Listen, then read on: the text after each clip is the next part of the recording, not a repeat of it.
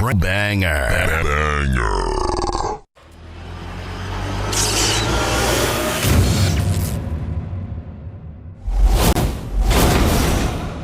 What is your hatred for John Cena? Yo, when Hulk Hogan takes a rock bottom better than you, there's a problem.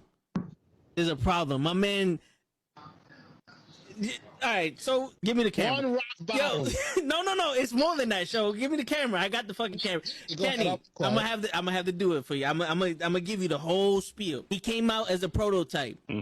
Whatever. You know, he slaps Kurt Angle. Ruthless aggression. I'm not into that. Whatever. He comes out as a rapper. I'm like, okay, all right, I could dig it. You know, he's from Boston, so that's a strike. You know, us New Yorkers, we don't fuck with Boston too much, but you know what? I'll look over that. He's doing his thing. Something original. Some I could, you know, there's something different. It's entertaining. Comes around, and my man has a choice between The Big Show, Kane, or Shawn Michaels. And he gives the most pussiest promo I've ever heard in my life. I will never forgive this. And he's on some, well, you know, I don't want to fight The Big Show because, you know, he's a huge guy, and, you know, you got the Big Red Machine who wants to fight him, and Shawn Michaels is a legend. Fuck that, bro. You already beat all these motherfuckers already. Her return on SmackDown. Okay. So I definitely read some rumors about that. Because for whatever reason, and I don't know Cody's reason, you turn around and go back, and people are gonna be, you destroyed thrones, and you go back? We have been doing this shit for ages, and he still doesn't know how to take it right. Trust me. That's it. Just, I got you. My man, he collapsed with the kick. That's what I'm saying. That's the way he didn't collapse during the sun. It was the kick. And he's not even in his fucking chair when he gets in this fucking thing. He's not even in his fucking chair. Yeah, but he goes, oh! There he goes. Both matches without the wrestlers were entertaining. And on that note, everyone, it's your friendly neighborhood. I stay loose, I stay hype. I stay loose, I stay hype. I stay loose, I stay hype. I could do this all night, cause I do what I like. Yeah, I do what I like. Yeah, I do what I like. Sipping goose, sip is right. And I go with the flow. Yeah, I go with the flow. Yeah, I go with the flow. Cause I know I'm the show. In the zone, here I go. In the zone, here I go. In the zone, here I go. Yeah, they know I'm a pro.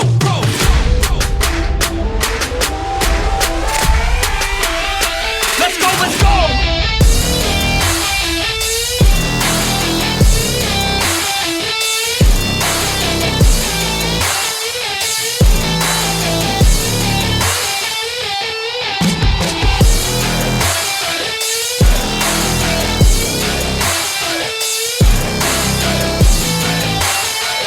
Yeah!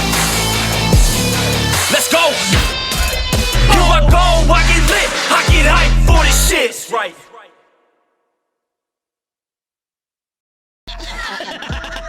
Word. He be like, I got a left elbow and a right elbow. I can break your face with an any elbow. Make sure that you get elbowed in your elbow with an elbow. Got the arm ball, get the phone ball, get around with the bomb with the bomb ball. Daddy's gonna take you to Jersey Shore. Wrestling has more than one royal family. Yo, it's fucking Thursday night, and you know what that means. I'm back from the road trip. This is some official shit going on here. Kofi's in the building. What's going on, Kofi? We live, baby. What's going on, Kofi? What up, man? Yo, listen, I finally get to tell you motherfuckers about CM Punk. I was gonna say, because me and Cap gave all our thoughts on Monday. Word. We went in on this, but I still got more. Because now it's been a few days. It's starting to still simmer in. We're hearing more shit coming down through the pipes. So it's like, yeah, it's time to dish in on Mr. Brooks. Like I like to let it fly, baby. What's going on, bro? Welcome back. Welcome back. You finally you rested now. You're a little more energetic. We can hear you because last week it was like, hey, so what do you think? Something about show. Yeah. But you definitely heard the shit I said that wasn't supposed to be heard. Yo, every time Toe was trying to say some fucking reckless shit, he said, they're not going to hear me.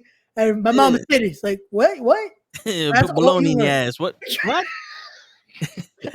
That's all we fucking would hear was the most wild shit out of this dude's mouth. Yo, facts. But fuck it. We need the wild shit. You know what I'm saying? It's fucking Thursday night.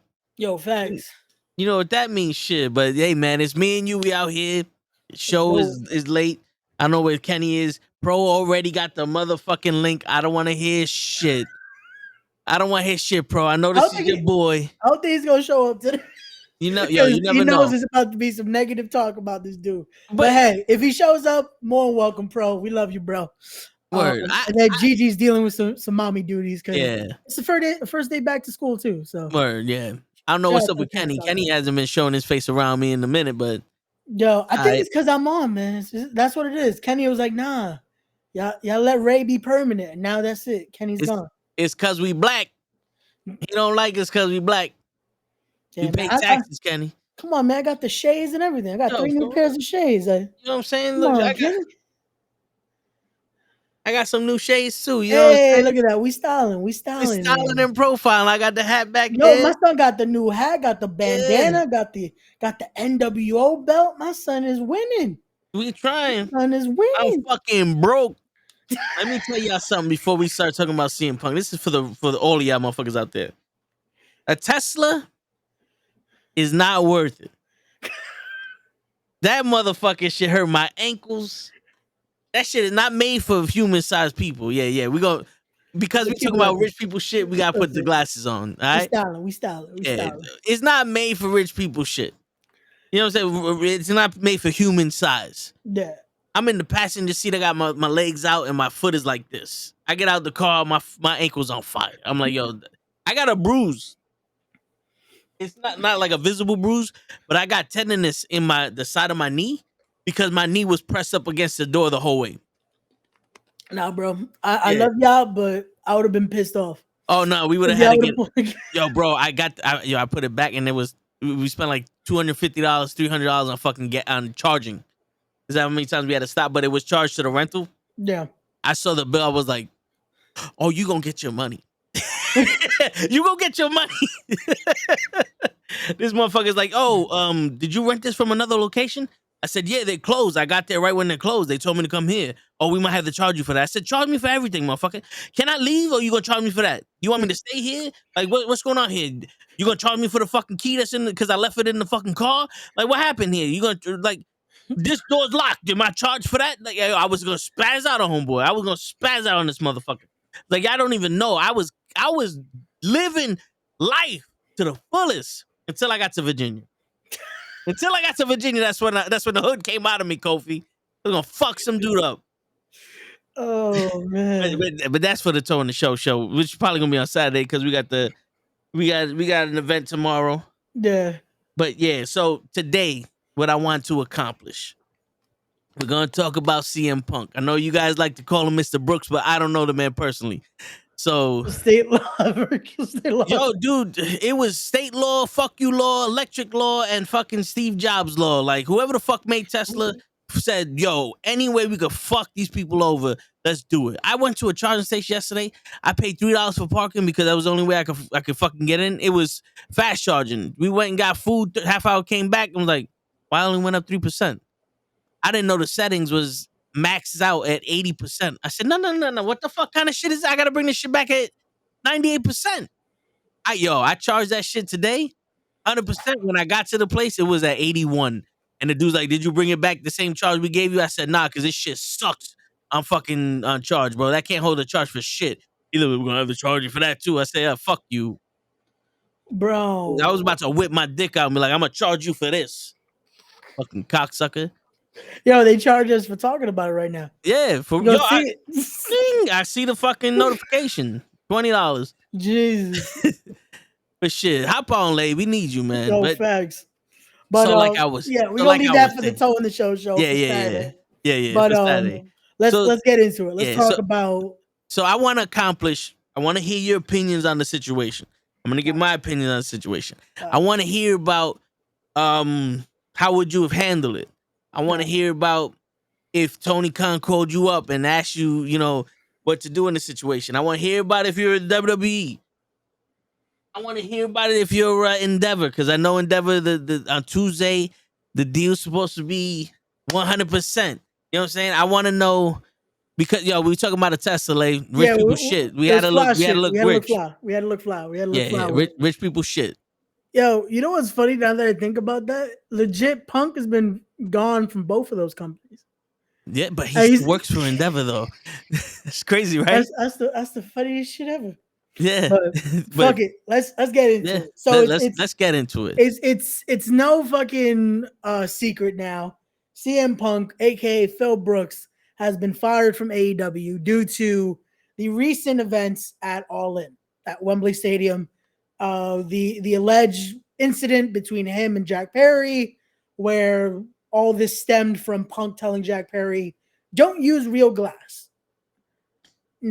Now, it was that in a segment they were both gonna work on together, or No, this Okay. is just the Jack Perry segment, which is where now people are saying, bro, just let him do whatever the fuck he wanted. Like, why are you micromanaging? Because this is where it tries to, like, people tried to save Punk on, oh, he's looking out for him. But it's also like, Punk isn't the booker. Punk isn't the owner. This guy is just another worker there. Why is he trying to tell Jack Perry what to do? If the kid wants to learn the hard way, let him learn the hard way. Why are you trying to why are you losing sanity over this? Like, it's bad enough he's doing this by banning Christopher Daniels from being around Collision, Matt Hardy from being around Collision, sent Hangman home. It's like, bro, you're not the booker. I get it. This is the show for you to be at peace at, but you don't run AEW. So it's hard to defend the guy because this all stems also, you have to think about a year ago is when the muffin incident happened. When my dude decided, you don't remember the press junkie? When my dude was eating muffins and drinking seltzer and just going off on Colt Cabana, he went off on that interviewer, and that's where the fight happens in the back between him, the Young Bucks, Kenny. Wait, I did not know that CM Punk was eating a muffin? Yo, Or the reporter? No. My dude was eating a muffin at the press junkie. It's still on YouTube. You can watch it. All right, so CM Punk was eating a muffin. My dude was eating a muffin and then decided to go off. That's what the joke is. That's like, yo, something was in those muffins. Yeah, that was a bad took muffin. A bite and just started to say, you're Colt Cabana's friend, right?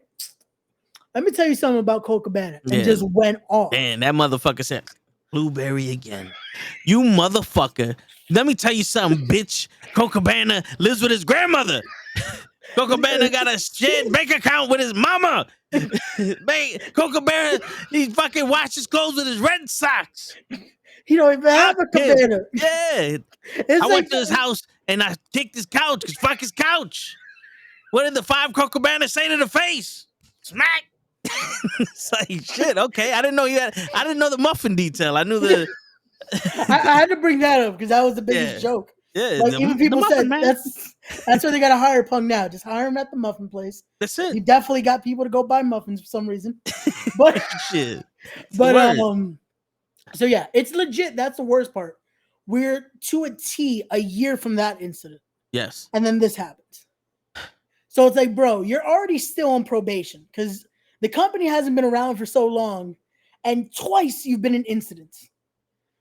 And technically 3 times, because he also had that promo out of nowhere where he decides to talk shit about Hangman's toys being just like stock stuffers there.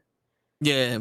So it's like, bro, you're like, how are you supposed to be the guy that was going to save AEW?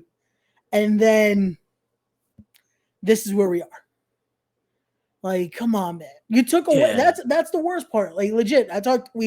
We've talked about it so much in the chat. We talked about it with Kenny. We talked about it all about just Punk took away from All In. Their best show of the year. Their WrestleMania. And all you can talk about right now is Punk and Jack Perry. And it happened the same time with that last year. That was one of the best shows I've ever seen. And it got taken away because of fucking the fight with the Elite. Yep. He did it twice. Yeah, you're right, Lay. Bro, he did it twice. He legit has taken all the shine away from everyone that busted their ass. Yeah. And all we're thinking about is, yo, this dude got into another fight. The only difference is, allegedly, we still haven't seen the footage, is Punk got the better hand on this one and he choked Jack Perry out. Mind you, this is from what's been said, the unbiased party that wasn't a wrestler that was there has stated that not only did he decide to choke Jack Perry, but he was lunging at Tony Khan saying that he's quitting. but he's also trying to strike Tony Khan. So it's like, how is he still allowed to wrestle? That's the thing that I'm trying to get at. Yeah. So what do you think about that, So? Because I'm trying to wrap my head around this. All happened before he even walked out to go wrestle Joe. Would you let him wrestle? I didn't know about the lunging at Tony Khan. I knew about the choking. I knew about the choking Jungle Boy out. I tell you this. I wouldn't have let him wrestle. I wouldn't have, to be honest with you, I'd have been. Well, the thing is, like, Tony Khan is let's say it, he's not a tough guy. He's not Vince McMahon. He just said that shit to Vince. Vince would have got up and said, then fucking hit me, bitch. And he was like, you know what? You're fired now. And he would have pulled somebody in the back and said, go wrestle Joe. Or like a boss should, though. Like, no, he would have legit been like, who could wrestle Samoa Joe right now? Yeah. All right, you go wrestle. Like that, he knew Vince is a guy. This is what I'll say. Because I know, let's play devil's advocate. As much as people hate Vince and critique all his decisions and all this, my dude has made us still care about this product for so many years. Yeah. And knows how to run his ship. Even when it's sinking, he knows how to get us back to shore. Yep. Tony Khan at that moment legit had Samoa Joe be like, you going to handle this? Because I don't know what to do. Yeah, because it's not Samoa Joe's problem, to be honest with you. But Samoa Joe, because that's what came out in the report. Samoa Joe was the one to basically like make sure everything goes afloat.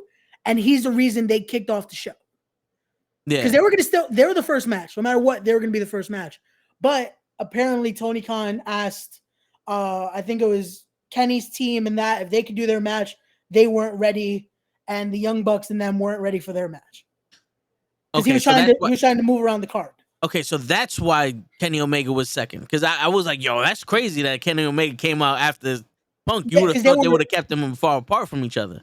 Apparently, like, he was trying to see who can, like, if anything, to be able to, I guess, go first. Yeah. So I guess Kenny was forcing it like, yo, we're ready now. So boom, they go second. Yeah. But it's to me, unfortunately, firing him was the only thing they could do after all this. Yeah, because so my thing, I was ready, I was prepared to come up here and be like, yo, listen, I think CM Punk put a lot of pressure on himself to be the leader of the locker room, but he never won the locker room over. You know what I'm saying? Like, he went in there demanding respect the first time and people gave it to him, but then other people were like, all right, bro, you're going overboard with this shit. Like, I don't know who the fuck you think you are, but we made this company. You didn't make shit. And then he gets into the fight with the Young Bucks and Kenny Omega. That's how I seen that shit going. Like, yo, to them, you may be somebody. To us, you are our employee. You know what I'm saying? Because they're VPs and all the other shit, so they run shit there. So I'm pretty sure he had a talk with Tony Khan. He said, if you want me to come back, I need to do shit my way because I'm going to be the locker room leader. I'm going to save the locker room. We're going to change it and all this other shit.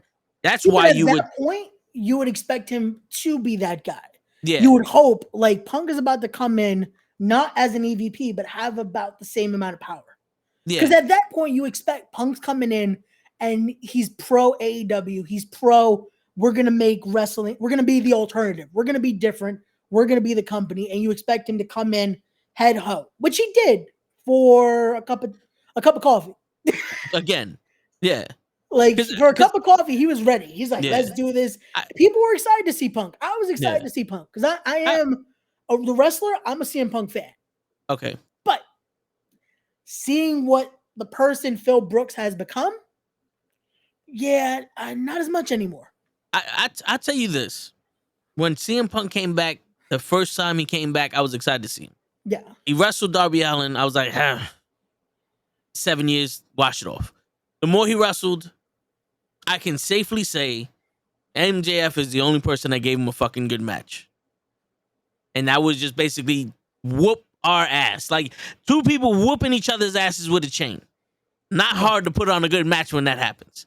So I slowly diminished watching CM Punk didn't do anything wrong. Get on, Kenny. Stop fucking around. Jump on here. The fuck are you doing? So I slowly was like, CM Punk's not the guy he used to be. Yeah. And I wasn't really a fan of CM Punk. I enjoyed watching him wrestle. I wasn't a fan of him. You know, I I watched his matches. I watched his matches with Samoa Joe and Ring of Honor, and I was more keen to Joe. Okay. You know, You I know was what's funny is that I'm noticing that more and more that I feel like as I start to rewatch. Again, I'll still say I was a fan of his ROH run, yeah. but it's not what I remember. Yeah, And I don't know if it's now that's fucking up my mentality just because of what's happened. Yeah. But it's not the Punk I remember. And you know the crazy shit is a lot of wrestlers, if you rewatch the matches, unless they had like Undertaker, Shawn Michaels, WrestleMania level shit, you see a lot of matches like this ain't what I remember. Yeah. You know, but only the greats would you watch multiple times and be like, nah, this is still holds up. You know, like no, there's still some guys outside of that too, but well, I it mean, takes a certain type of wrestler. I can watch Samoa Joe, AJ Styles, and Christopher Daniels triple threat matches. But that's from what TNA. I'm saying. It takes a certain type of wrestler. Yeah. Like it takes a certain type of wrestler to not have to be to that upper echelon of a wrestler. Like Taker and Shawn Michaels could do no wrong. Yeah. Outside of that match with Goldberg that we don't talk about. But outside of that, it's like it's something like that. But guys like Joe, guys like Daniels, guys like AJ, they have rewatch value there. No, yeah, but this is true. It's it looks like Braun Breaker tonight. Yo, you gonna slam some steel steps too? Yo, dude almost killed Von Wagner, man. Don't make me fucking hurt you, Kenny. It's about family, all right? Yo, Kenny, get on, motherfucker. Yeah. Tyson, I got no kids. I got no kids. He got them. There's somewhere they're hiding. But yeah, so I'm thinking my man's like, yo, I need to be locker room leader. But the problem is, like, he knows how to tell people how to do shit, but he doesn't know how to lead because there's a difference. You know what I'm saying? Like, people come up to you and ask for your advice, and you know how to give them advice. Yeah. But you don't know how to step up in there and be like, okay, I'm the Undertaker. And that comes through years of learning from, like, you have to earn that spot, right? Okay, big dog, you got this. Shut up. But you know that takes years to earn people's trust into letting you lead them. Gotcha. And you know, after the shit that you did, I felt like he wanted to take a shortcut because with Collision, what you're saying, everybody you mentioned that he kicked out or he banned were legends or they were veterans. Let's say, yeah, anyone that would have any seniority over him. or someone that somebody else would go to for advice. Yeah, or basically anyone that was associated to the Bucks. Yeah, so he bottlenecked any kind of veteran advice to him. You know? And then I'm pretty sure he like, don't do this, don't do that. And people, the one thing people do not like is when people tell them what to do. Especially if you haven't earned the right to tell them what to do. Facts. You know what I'm saying? And I'm pretty sure Jungle Boy's like, listen, I'm trying to get myself more edgy. I'm trying to, you know, get heat from the crowd. I'm going to fucking use real glass because I want to show what this shit does. And that's how I get my character over. And seems like, don't use real glass. And Jungle Boy's like, fuck you. You don't know what I'm trying to accomplish. And that's where the beef is. Because that's how I see it. Like, you're preventing me from getting my character over in a world where everyone prevents everyone from getting their character over for the sake of their own character. You know, there is that hold people down to rise shit that still's happening. You know what I'm saying?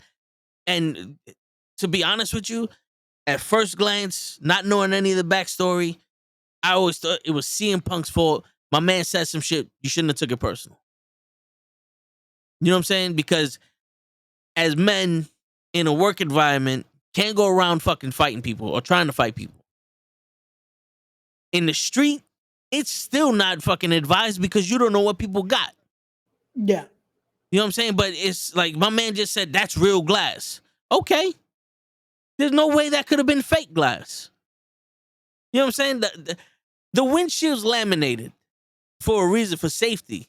So shit doesn't go through it and shards doesn't come out and stab you and shit like that. It's safety reasons. You can't fake that. And there'll be no point to fake it because it's probably safer for them to go through the laminated windshield where it gives and doesn't go down so you don't hit your ass on the fucking steering wheel and all the other shit. You don't go through the fucking car. You know what I'm saying? But then CM Punk goes up to Jungle Boy's face and they had exchanged words and maybe catches Jungle Boy off guard and chokes him. Because I don't know how it worked and him choke unless Jungle Boy tried to take him down and he grabbed him. You know what I'm saying? Because like in my head, I don't know how he choked him, so I don't know what happened.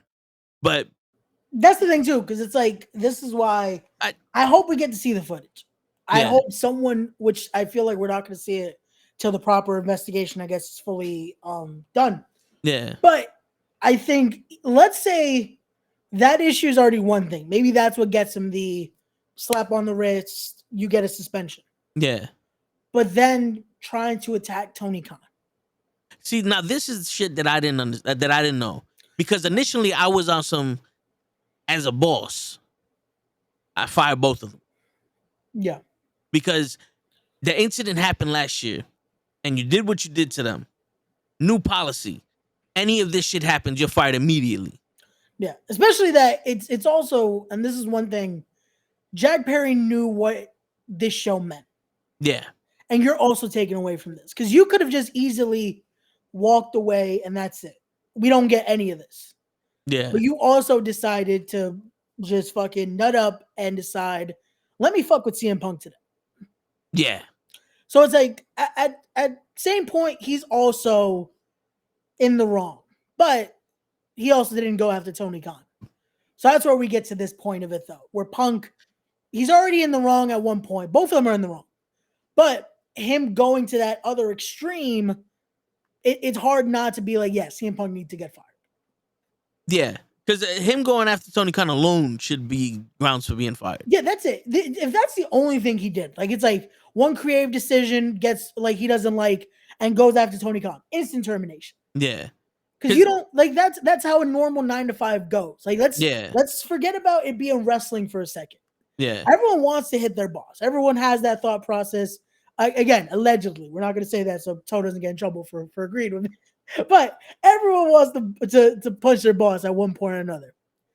You can't literally do it though. Yeah, no, because you will get terminated. It's true. And so, the thing is, like Tony Khan allows these people to do that. You know what I'm saying? Like some people have more respect for him. Yeah. Because of who he is, and they realize he's not from the streets. He's not one of these guys that's just gonna fight everybody. But he allows these people that do fucking, talk to him in a way of that manner or go after him that manner without responding. Because I still see the. I don't want to say he's not a man because he is, but I still see that child, the innocent child of I'm just trying to do what's right. I don't want to start a problem. Why are you yelling at me? Like, you know what I'm saying? You know what I think it is? And this is where, again, this is why I want to see Tony Khan succeed. And I want to see AEW succeed. But Tony Khan needs to stop being the guy that is trying to be everyone's friend. Tony Khan needs to become the boss. Tony Khan legit needs to be Vince. He needs to be the guy running things. He can't just be, because it's already at that stage where AEW has now been around for more than 2 years now. This isn't just the new thing around. This is now a legitimate company here. He cannot still treat this like, oh, I have my toys and I'm playing with them in my sandbox. This can't be playing anymore. This now needs to be a business, just like he does with the Jaguars, just like he does with his soccer team, just like he does with any other business. He needs to treat this as such. The problem with that is there's someone else running his Jaguars team. There's someone else running his soccer team. The Jaguars team is in the NFL that has the Owners Association where there's already rules. If a player did that shit to him in the NFL, he would have been fined, he would have been fired, and he would have been banned. You know what I'm saying? And that's without Tony Khan saying a word. Yeah.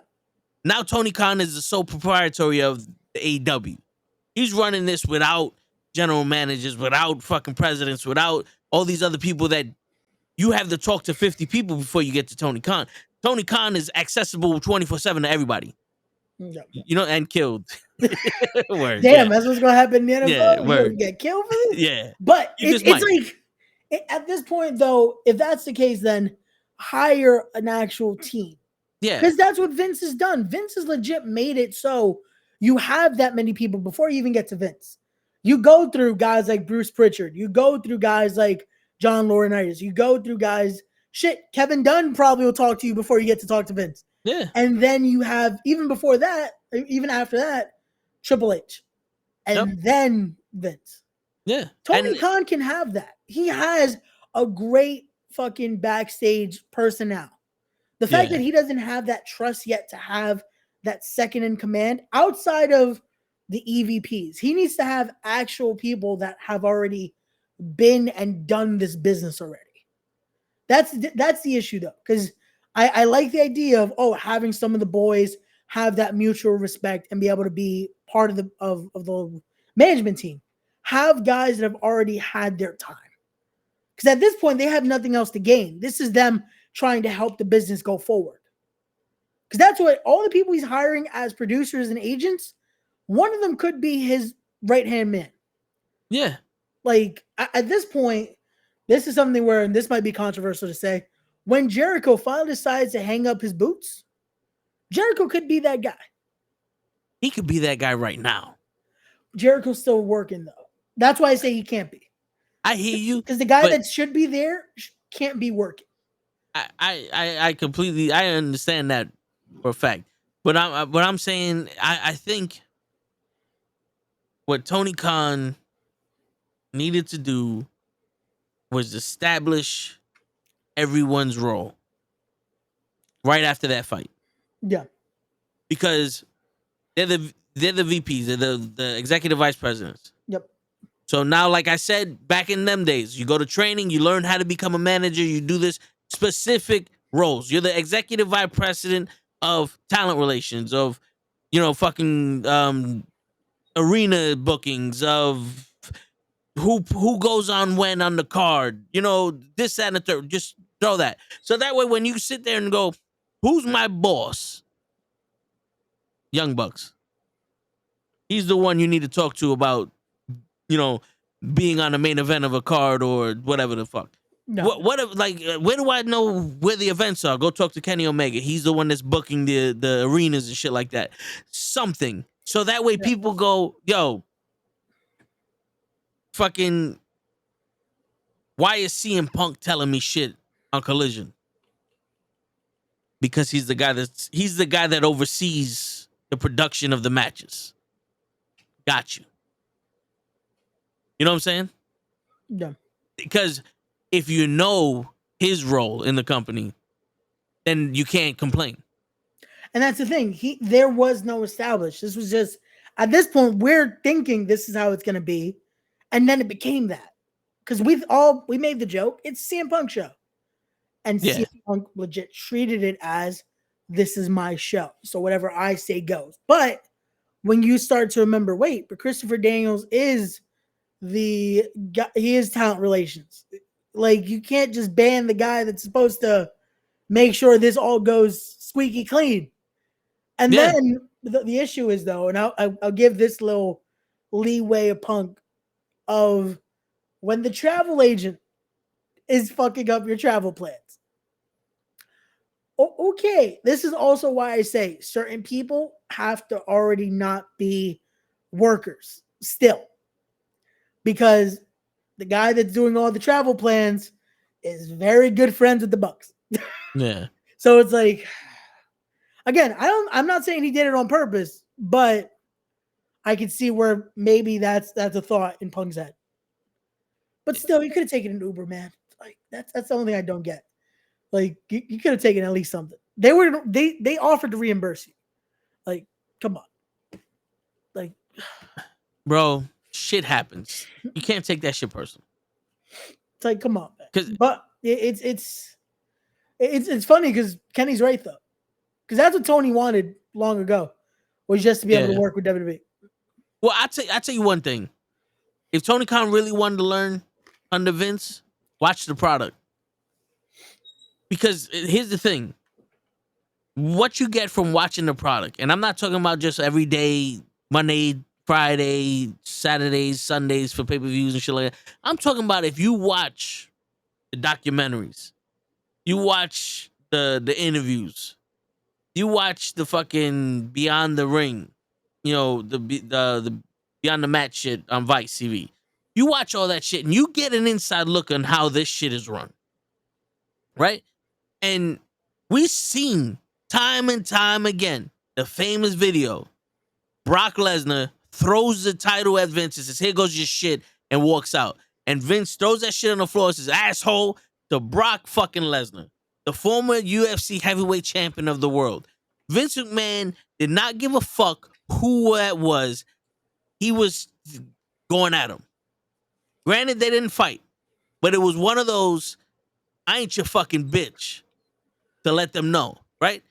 Then you pull them to the side, you have your conversation, whatever the case may be. The funny thing is, I think Vince would have probably thrown down if he had to. Yeah. Probably got his ass kicked. But and also, he screwed Brett. Yeah. We hear the story.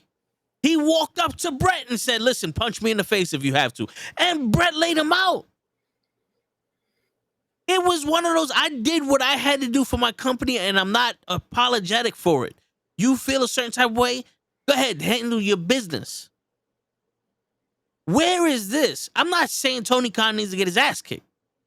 But when you're dealing in a pool full of sharks, you gotta be that dolphin. You gotta be that fucking whale to let motherfuckers know, yeah, you may be some bad motherfuckers, but I'm not here. I'm not afraid of y'all. Yeah. You gonna listen to me. And when shit gets fucked up, I'm gonna take responsibility for it. But you have to put your foot down somewhere. Exactly. Yeah. Because I've been saying this for fucking almost a year now with the CM Punk shit when they fought. Where was Tony Khan telling them, "Yo, bro, this ain't the time and place to talk like that"? Where was Tony Khan during the fucking fight going, "Yo, get the fuck out of here," and just straight out fired them right then and there? You needed to come out. You're more worried about coming out on fucking Dynamite and making a statement than you are of actually doing something. And I know that sometimes when you do shit fucking off the cuff, it's irrational and shit like that. But it's still, you did something. And like I said, I would have fired Punk and Jungle Boy just to make a fucking example out of Jungle Boy. I don't care how you feel. This is not acceptable. Yeah. Especially on the biggest show of our fucking night. Because of that, I agree with you. Because it's the biggest show ever. Not in just AEW history. In professional wrestling history. You can't take that away from AEW. If you're a fan of them, if you're not a fan of them, if you hate Tony Khan, whatever. You can't take away that they produced the biggest show in sports entertainment history. Yeah. And again, as much as we love that card, we were all texting about it, we're all loving it. The only thing that people continue to talk about, and unfortunately we continue to talk about, is that fight. Yeah. And again, as the saying goes, it takes two to tango. Again, you already did the spot. Why are you getting up to Punk? Why? You did what you need to do. You got over in front of 80,000 people. People were fucking popping because you went through glass. That's it. End it there and move on. Go into your next segment. Yep. It's like, no matter what, you don't look, it doesn't give you anything right now. Because now you look like, yo, you just took away from the biggest night ever. They fired one of them, but it's like, you don't come away scotch clean either. Like, it's like, yeah, bro, it's because you have to let people know the inmates are not running this in us out. And the thing is, when a segment like this, when something like this happens, it's only proving that it is at that point. Yeah. Because if they would have just been like, oh, they're suspended, but then it's like, what does the suspension really mean? Because if you're still going to put them back in a big picture afterward, because the Bucks were suspended that whole time, came back, became champions like that. Yeah. Punk was suspended, came back, main event picture. And yep, not for nothing. I don't know about you, but I would have been on some. If y'all gonna still have this match, CM Punk and Samoa Joe,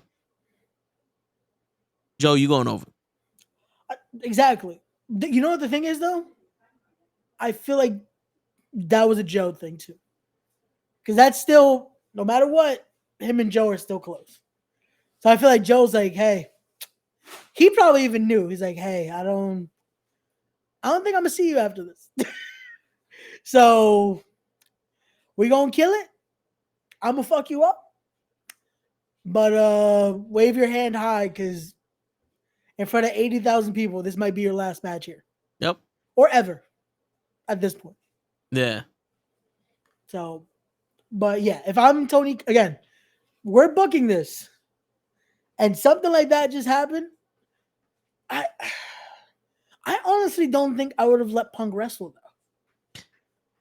I don't know if I could let Punk wrestle. I think, honestly, if I'm Tony Khan and my dude legit just lunged at me and kept saying, I quit, okay, cool. Security, get him out my building. Yeah. You're no longer an employee of AEW, and now we got to find somebody. Miro, go fight Samoa Joe. Legit, anybody. They had a whole locker room filled. Jeff Jarrett, you got your ass kicked by 25 people. Go up in there, player. Fuck it, somebody. It's like, yo, Daniels, you want to relive TNA 2006? Go out there. Yeah. And yo, speaking of Daniels, Lay mentioned Danielson. Not for nothing. You know, y'all know how I feel about him, but he does seem like an actual leader. He does seem like a guy that has respect. He would have had my respect in the locker room. You know what I'm saying? Because he does what he needs to do at the highest level he can. There's no issues. And I'm pretty sure if he would have told Jungle Boy, yo, don't do the glass, and Jungle Boy was like, yo, I'm going to do it, he would be like, all right, just be safe. The thing is, Danielson has that respect because he never stopped trying to be one of the boys. He never tried to be anything else. He earned respect, and they treated him with such. Yeah. It wasn't a ego thing at that point. It wasn't a, oh, I know I'm the best. In character, he'll say it, but Danielson has always been that humble guy in the back. Yeah. And it shows. And the peers there give him that respect. And we'll have that actual look up to him like, hey, man, I want to do something like this. I feel like Jungle Boy would have had a different reaction if it was Danielson saying that. But also, I feel like Danielson might have had a different approach. Like, hey, man, let's do an alternative. Like, I get it. You want to get heat. You want to do something to prove you're extreme because he was still doing that FTW title thing. Yeah. Like, there's so many other ways. So let's not do glass. So that way you don't, God forbid, cut an artery. You don't do something that you're going to regret. And you're still very young in your career. Yeah. Like, if it would have been a different way, and I think Danielson would have done it a different way. Again, maybe Punk, if he could think back, he probably would have done it differently too. I don't know. We don't know how he said it, but it's also sometimes it don't matter how you say it. If you're the wrong person, yeah, you could say it as loving as you want and still fuck you. Exactly. You want to make sure I don't die. Fuck you. Who you think you are? You know what if I want to die, motherfucker? Yeah, you don't asshole. Yeah, fucking bitch. No, but and so all right. So here's the thing. So we did it as if we was Tony Khan from the fight all the way up. We said what we would have done. Now, let's say this happens. Tony Khan calls you up. He asks for advice. What do you tell him?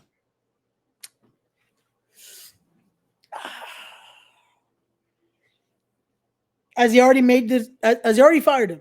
Or this is what to do? Right after the event happened. Okay. He calls you up like, yo, I had an incident with Punk. This and this happened. I don't know what to do.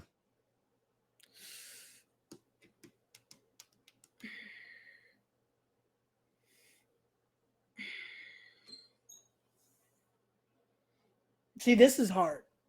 Yeah. Because I don't know what to recommend at this point. Because it's hard to be like, if you're in the shoes, it's easy to be like, it's this, we're done. But to be able to recommend and be like, hey, so this might be hard to try to do, but I would cut the cord and fire both. Save yourself more incidents, save yourself possibly more embarrassment in your company, and you have to cut the cord. Yeah. Because at this point, again, the publicity is not worth it. Because this isn't a time where you could say, oh, any publicity is good publicity. No. All people are talking about are this. Yeah. I get it, because that this is where you have that conversation. I get it. Your investors want this guy there. But is it worth the money to possibly lose any sanity and any actual legitimacy in your company and as an owner? Yeah. So I would recommend cutting the cord on both, which he already cut on one, but I would have at this point probably said cut both. See, all right, I get it, and in all honesty, that's the best thing to do. Because, like I said, if there was me, I'd have fired them both. Yeah. But if he's asking me for advice, Yeah. I'm gonna do my Stephen A. Smith. Tony Khan. I showered with the man. We went chancleta shopping. We went to the same barber before I lost my hair. He likes the Jacksonville Jaguars. I went to the stadium over the weekend. I have respect for this man. Tremendous. Nah, I'm just fucking with you. But if he calls me up and he's like, yo, Toe, I watched the fucking podcast.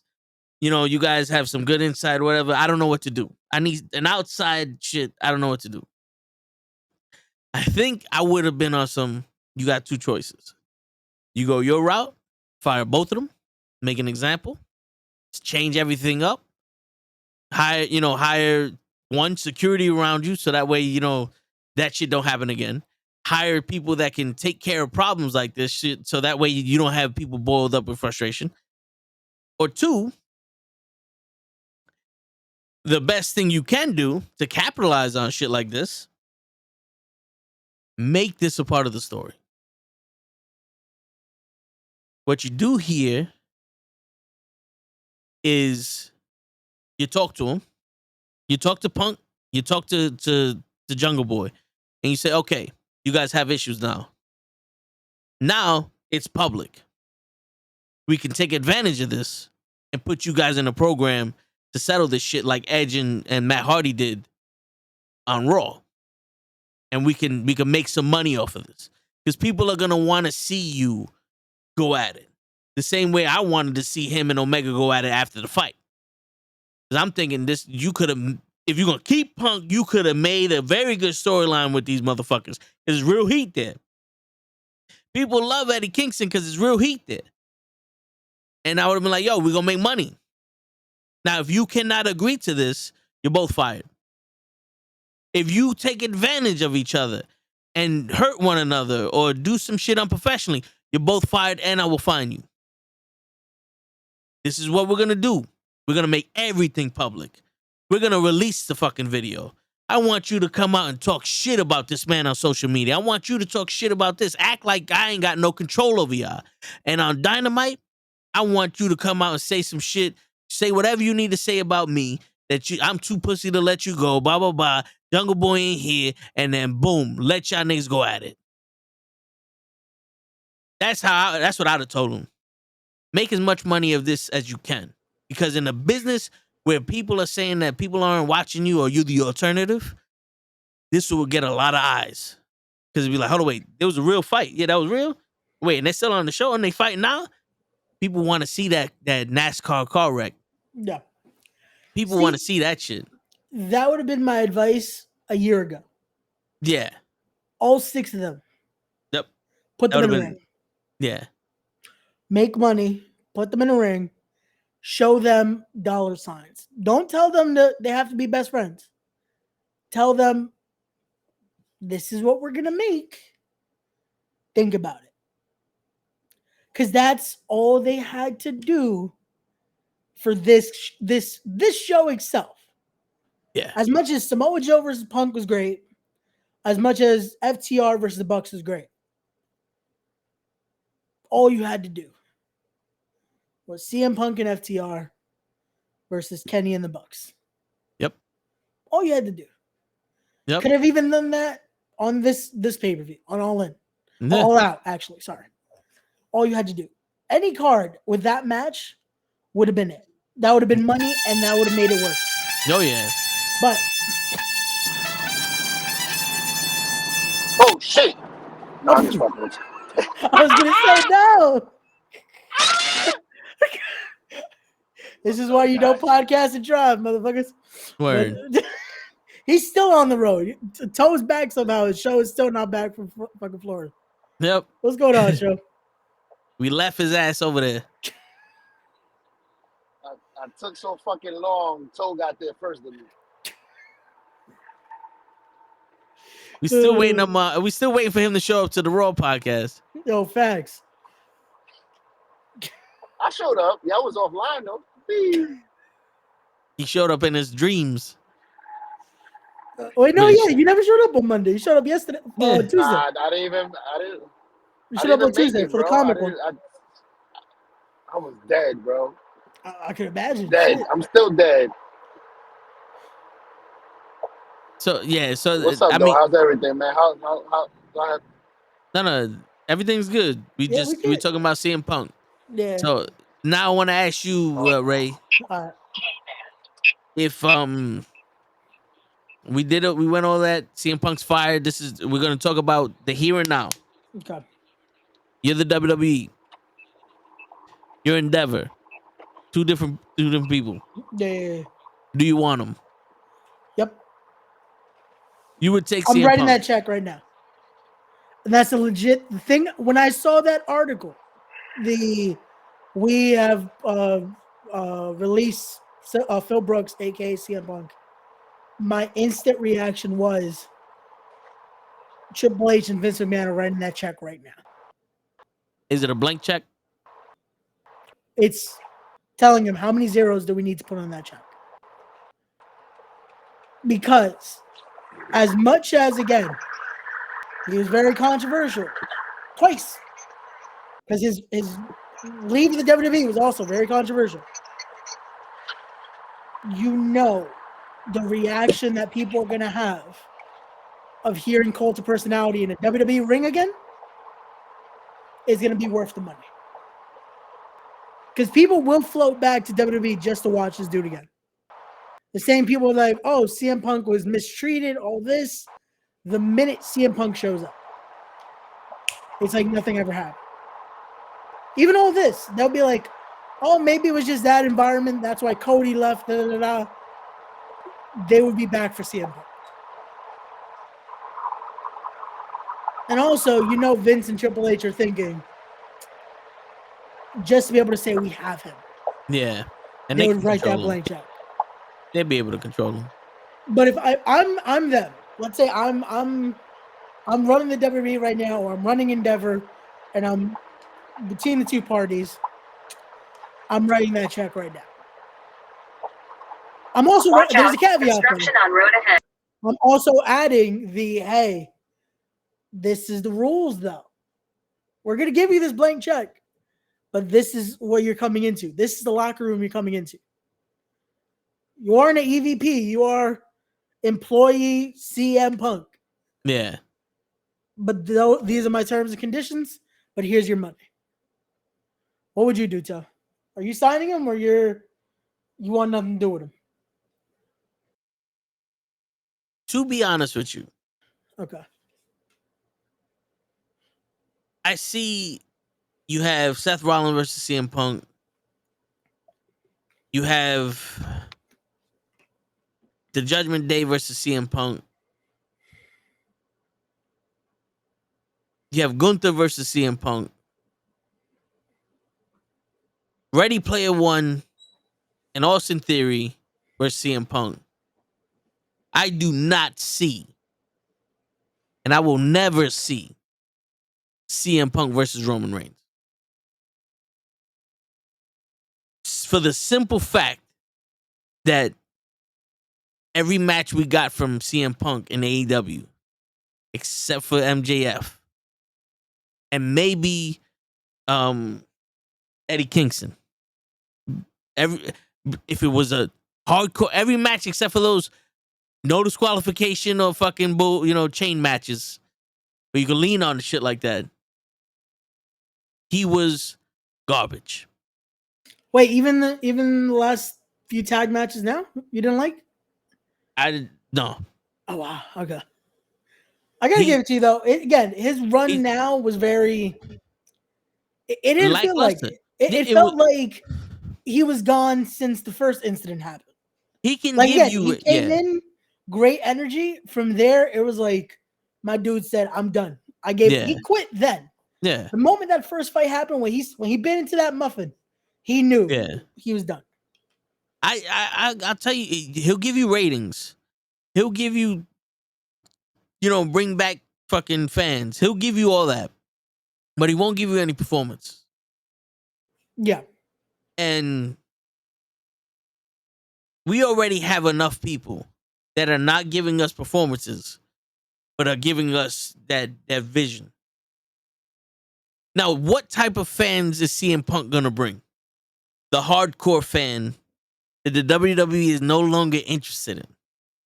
And I say this because of the fact that they have Logan Paul, they have John Cena every fucking 6 months, they have Pat McAfee, they have all these commercials and segments that are more fucking geared to like funny shit, and very little do they put on wrestling matches. Very little do we get to see matches where it's like, yo, that was fucking match of the year. Gunther versus Chad Gable, we had to wait a long time for that because we didn't see Chad Gable getting a shot at Gunther, even though we wanted it, because we needed Chad Gable to get over the way he was before he wrestled Gunther, just to be squashed by him. Ricochet, phenomenal talent. He needs to be squashed by Logan Paul. Nothing happened for Ricochet after that. So, in all honesty, the one fan you don't want to watch your product is the hardcore wrestling fan. Because when the hardcore wrestling fan sees your product, they're going to say, this is trash. And they're going to start convincing the casual fan that this is trash also. And what do? You can't change because the people that pay your bills don't think it's trash. They see the money coming in. The only way you change is if that money goes down. And they don't need to put on good shows because they could go to Abu Dhabi whenever they want and get a couple $100 million. They could go see the Sheik, get a couple $100 million. You know what I'm saying? So now this is where it boils down to. It's like, on paper, this is Bret Hart. Yeah. Going to WCW. And it would be awesome. Phil Brooks walks through that curtain and talks shit about AEW. But in all honesty, the best person that can get the most views or the most impact from CM Punk right now would be one of those podcasters. The person who gets that exclusive story from CM Punk would be the one that benefits the most. Yeah, because it's gonna be there's no losing there. Because you get the story. You get everything, and you're not paying close to what a wrestling company would have to. Yeah. The thing is, again, like I said, it's even if unfortunately the matches would not be 5-star matches, it would be lackluster. The idea of having him there is what drives people in, just like the podcast.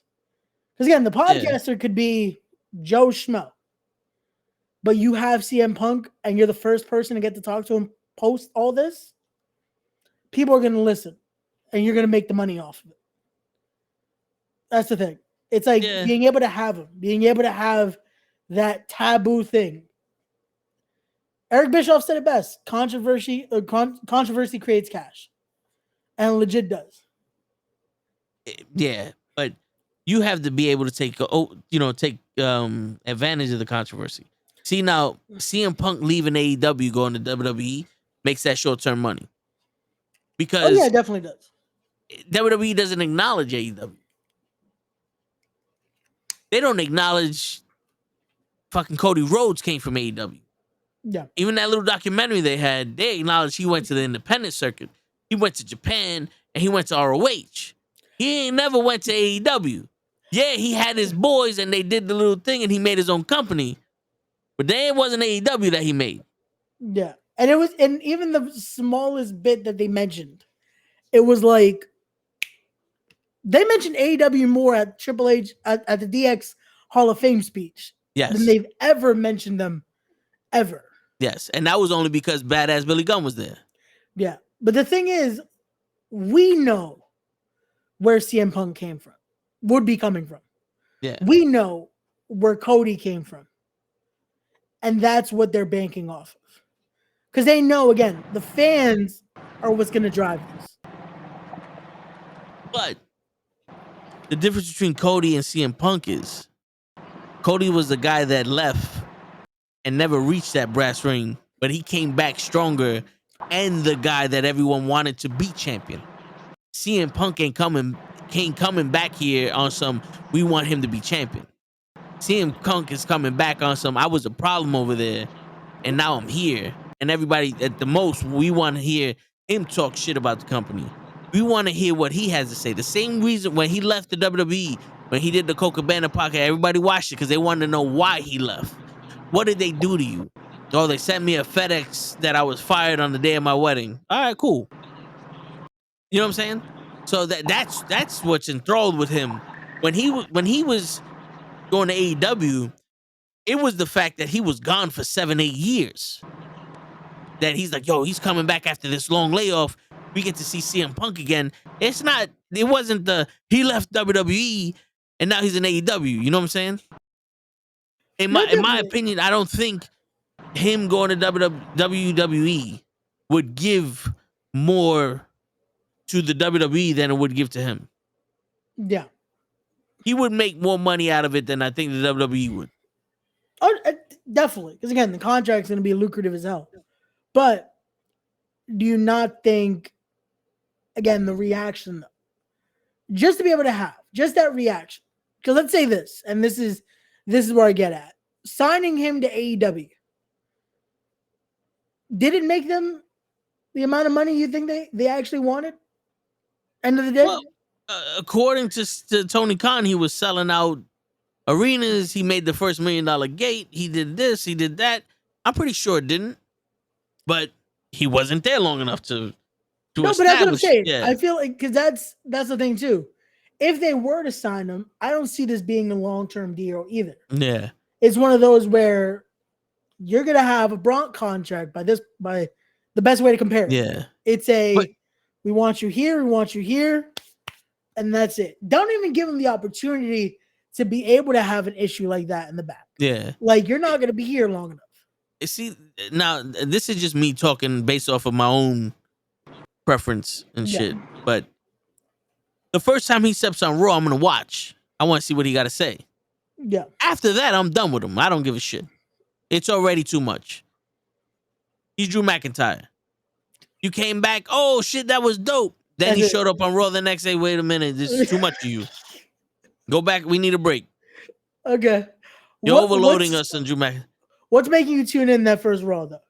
Just because it's like, oh shit, they got him. So let's see what he says. Let's see what they do with him. Okay. After that, I already know what's gonna happen in those matches. Okay. You know what I'm saying? Because like I said, he didn't lose a step. He lost a leg. Yeah. Him and Toshida, the Golden Lover, Kota Ibushi. Yeah. They lost legs. Show's favorite Ibushi looks wrestler. like he's drunk and he's trying to hide it. And it's sad because this is where I'm getting at, right? I'm getting like this because AEW is the one place where I go show. Remember all those guys in Japan I told you about that WWE guys couldn't hold a candle to? Yeah, you get to see them now. And then they shit the bed. No. All of them. Not a few, not one, all of them. Every time they get in the ring. And then it's like, well, fuck. These guys suck. But they didn't suck in New Japan. So now I ask you, and this is why I say I think they would sign CM Punk. Is it that they suck, or is the place that valuable? Is it because they're in Japan that we see them a certain way? Because Okada worked against Danielson, and the match was okay, but it didn't look like an Okada match. No, it didn't. A week later, Okada wrestled for New Japan and wrestled a 5-star match like nothing. Like it was night and day. So I ask you, again, Punk, his WWE run, there's more memorable matches than there are his AEW run. Yeah. Could it be the same here again? Again, it might just be the little momentum because now it's, he's back. Maybe that first match will be a good one. And I might be wrong, but I'm just trying to compare. Is it the situation of where they're at? Because Kenny and the Bucks have done the same. They'll have good matches. But a lot of their Japan ones, I feel like, are more talked about than anything they've done. Yeah, but see, this is where we get into the repeat mode of me, and I'm gonna say this: the first year and a half of AEW, was the best wrestling you're ever gonna watch. Yep, it was this new era doing the 80s golden era shit.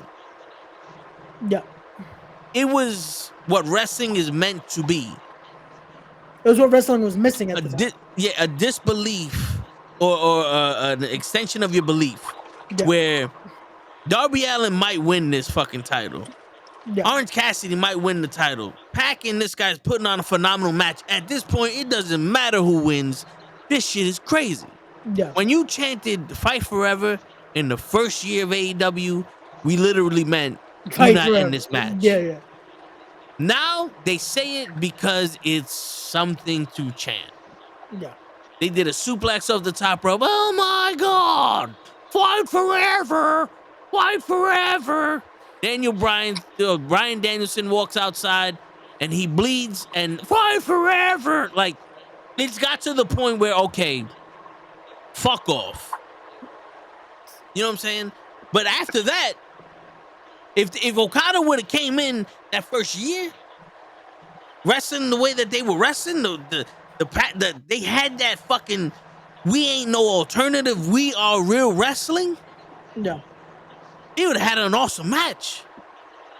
But he came in during the fucking WWE era. I'm sorry, the WCW era. Yeah. The New Blood WCW era. Where they said, fuck it, we made it. We got CM Punk and all of our guys are the best. We don't need to prove anything anymore. Because you fucking fans are gonna cheer Fight Forever no matter what the fuck we do. We don't need to prove to you guys that we're the better than we're real wrestling. You know what I'm saying? Because now I can sit here and have the fucking Death Triangle have a match with fucking House of Black and do the same fucking spots every match. Pentagon Jr. just turned into a fucking Canadian destroyer off of everything. All of his spots in every single one of his matches are a fucking Canadian destroyer off a ladder, off the fucking off the fucking apron, off of this, off of that. He ain't got no more moves. John Moxley, we made fun of him. Every match he's bleeding. I don't know what the fuck he does. He's just bleeding. Jericho is trying his best to keep up with these people, but this isn't the way he used to wrestle in WWE. This isn't the way his character does shit. Everybody is in this company, everyone for some fucking reason just went stagnant. And the perfect example of this shit proving what you said, I'm sorry to say it like this, but I got to. Where this company ain't shit is the fucking fact that the only person who gives a fuck about it is Ricky Starks, and you ain't do shit with him. Yeah. He had the best fucking promo against MJF. He had an awesome fucking match. He had the people behind him. And you said, thank you, Ricky Starks, go home. like that. You know what's Ricky Starks? Ricky Starks was AEW year one. Ricky Starks is the alternative to what we see as sports entertainment. We got to see someone that isn't the biggest guy, isn't a fucking pro wrestling classic, but can still show you an entertaining match, can captivate you with a promo. He has it. Yeah. And AEW, and this is where we've talked about this before, was moving away from that and becoming, we're going to do our version of what WWE does. Yeah. And that killed any chance of Ricky Starks. And the problem with that, though, and this is why you say year one of AEW was amazing, was because they were creating the alternative and then said, this is too hard to do. Let's copy the formula that's already out there. The problem with that is that you're now using ingredients that don't match that recipe. No, it's true. You can't use that recipe and then say, oh, but we're gonna use this, it should be good enough. It's like, no, it doesn't work for everything. Again, it can work to fulfill TV, but to fulfill what we actually want to see, it's not gonna work. Nah. Like, because this is the thing. AEW year one was ECW with a budget. Yeah. You had all the talent in the world, best talent wrestlers that weren't signed by WWE in the world. They went out there and they fucking had 5-star matches every night. I used to literally watch every second of AEW at work. I watched the last 2 weeks of AEW in 15 minutes. Fast forward, fast forward, fast forward, fast forward. What did Samoa Joe say? Oh, that was cool. He's a bitch. Fast forward, fast forward, fast forward, fast forward, fast forward, fast forward. Okay, it's done. I don't need to watch this shit no more. You have all of this talent trying their hardest to bring their characters to fruition. And what do? You have AK-47 wrestling Jon Moxley, and you want him to be a mainstay because he could do phenomenal things, but his character doesn't catch me.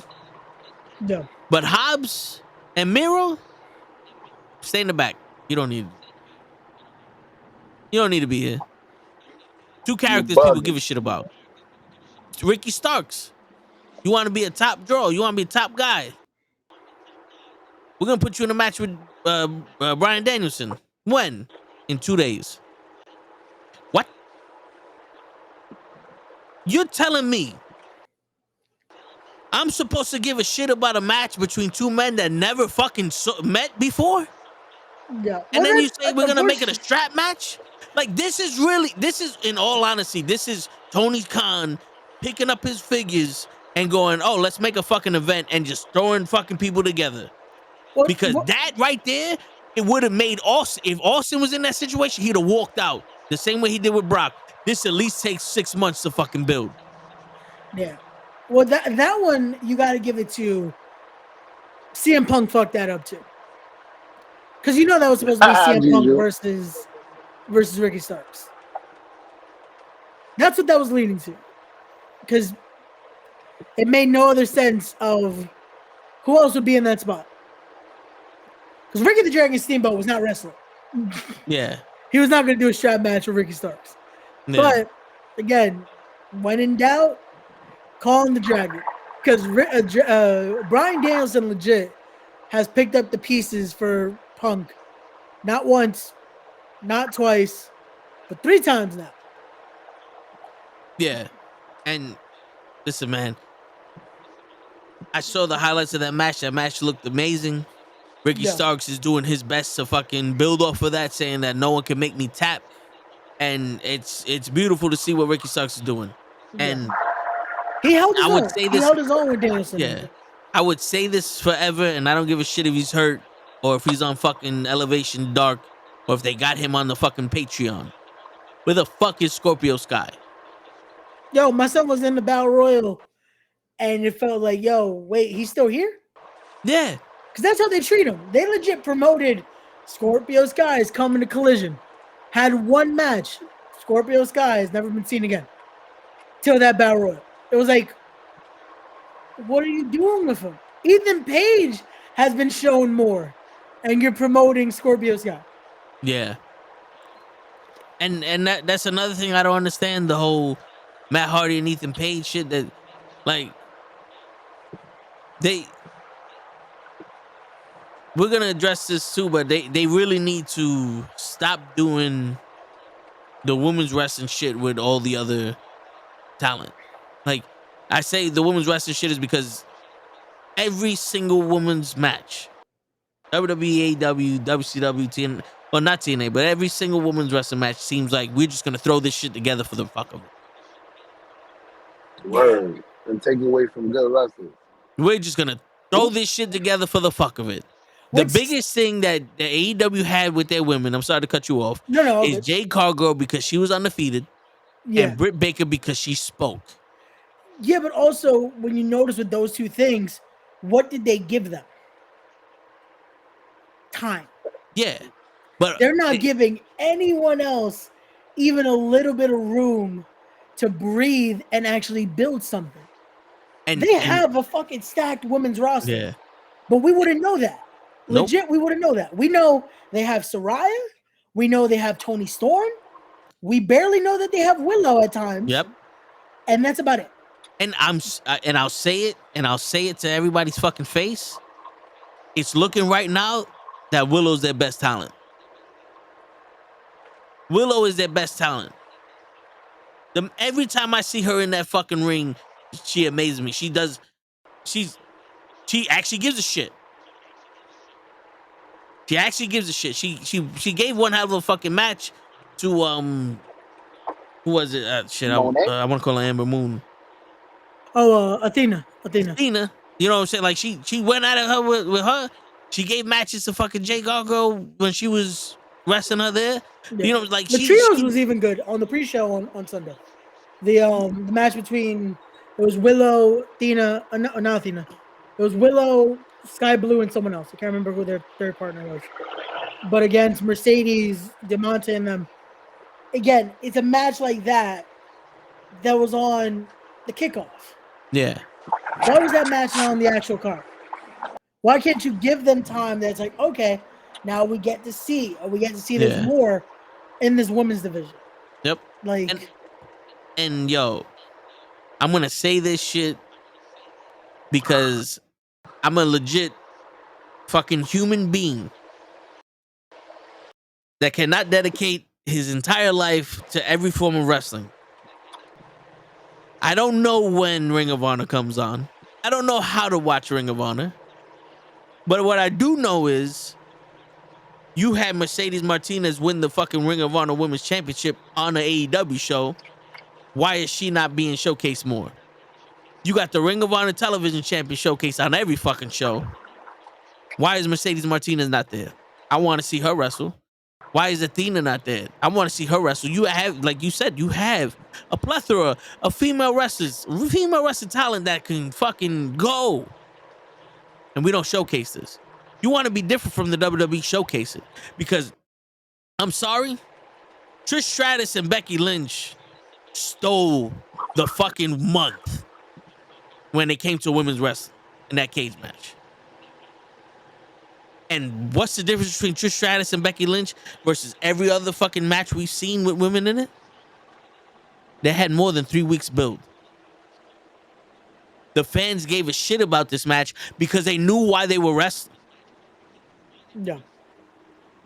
Raquel and Rhea, we wanted to see them wrestle because there's the two badass women. Yeah. But if you would have made it more than just, 2 weeks ago, Rhea hit Raquel because she was standing there. If you would have made that story a little bit more compelling, an actual grudge match between these two women, something that shows like, yo, they were friends in NXT. The Judgment Day turned Rhea Ripley, or Raquel is like, yo, what happened to my friend? This, that, and the fucking third. And we pissed off at each other. Let's go. It would have made it the fans like, oh, yo, we got to care about this. We're behind Raquel's back because we know Rhea changed. Nope. And I'm not asking for a lot. Yeah. You know what's sad is that this has been the consistent though of people asking for this. And again, it's not a lot. It's just a chance. It's a chance to actually be showcased, a chance to give them an opportunity to be able to be something else. The fact that, again, the most genuine fucking video they posted, Emma Sakura crying to hearing Queen. Because she's been one of the best Joshis they brought in as well. We've barely seen the Joshis now. Somehow she was there though, but who gets the Queen entrance? Saraya. Yep. Which again, like I said, as of right now, all you would think they have is Saraya. Oh, and also Ruby Soho, Tony Storm, and then now Chris Statlander because of the title reign. That's about it. But you can still confuse Ruby Soho as a manager. And Chris Statlander, I wouldn't mention just because of the fact that she ain't even fucking wrestling. Yeah. What's going on, Matthew? How you doing? You know what I'm saying? She's not even fucking wrestling. Yeah. But that's the crazy shit. And we get, as fans, we're gonna keep it funky. We get lied to all the time. Yeah. We get lied to all the time just for that whole the payoff bullshit. Yeah. Because they would do what you said, blank check CM Punk, and fucking come out, say what you need to. Oh, this is gonna be the biggest thing in wrestling. And what are they gonna do? Put him in a couple matches with The Miz, put him in a couple matches with Ready Player One, try to build up the younger guys with him. The problem is he doesn't have that juice to just fucking let the other guys take advantage of them beating him. Because he's one of those people, win or lose, he's gonna stay where he's at. You know what I'm saying? He's not gonna allow them to put on a match where it's like, oh shit, this guy shows that he can hang with CM Punk. Yeah. We wouldn't get what should be the payoff of it, which would be actually creating that moment of, oh, CM Punk's giving someone in the rub. CM Punk's actually pushing a talent instead of CM Punk's just there. Which unfortunately what this turned into at AEW. Word. I just want, who's Biggie Smalls? Is it me or is it? I want to say he was talking to Toe. To Show. So yeah, all right. So you're Andy Malakanafis and and Show's Biggie Smalls? Yeah. Because I don't know who Andy Malakanafis is. It was that stupid kid with the glasses again. Oh, fuck. This is what he does every time. He does this every time. You know something? I feel like I keep saying that. Yeah. It's because the kid's forgettable too. That's the thing. Yeah, no. There's also, as always, we gotta keep that energy though. Fuck you, Matthew. Yeah. But it's a lot of just those consistency issues. Because they'll give us that. Once in a blue, we'll get hope. We'll get something of like, here we go. We have a little bit of they're giving us something. And then nothing. You know what? I'm gonna keep it funky with you. Yeah. I think we're in an era of transition to attitude. Okay. And I'm not saying that we need to get more gritty. What I'm saying is the golden era had Hogan and all these legends, and it was the best form of wrestling. They couldn't afford these legends, so now they went younger. And they started doing gimmicks. We had clowns, we had dead men, we had Money Incorporated, we had this, we had that. A sumo wrestler, it didn't fly. But we couldn't get these legends back. So what did we do?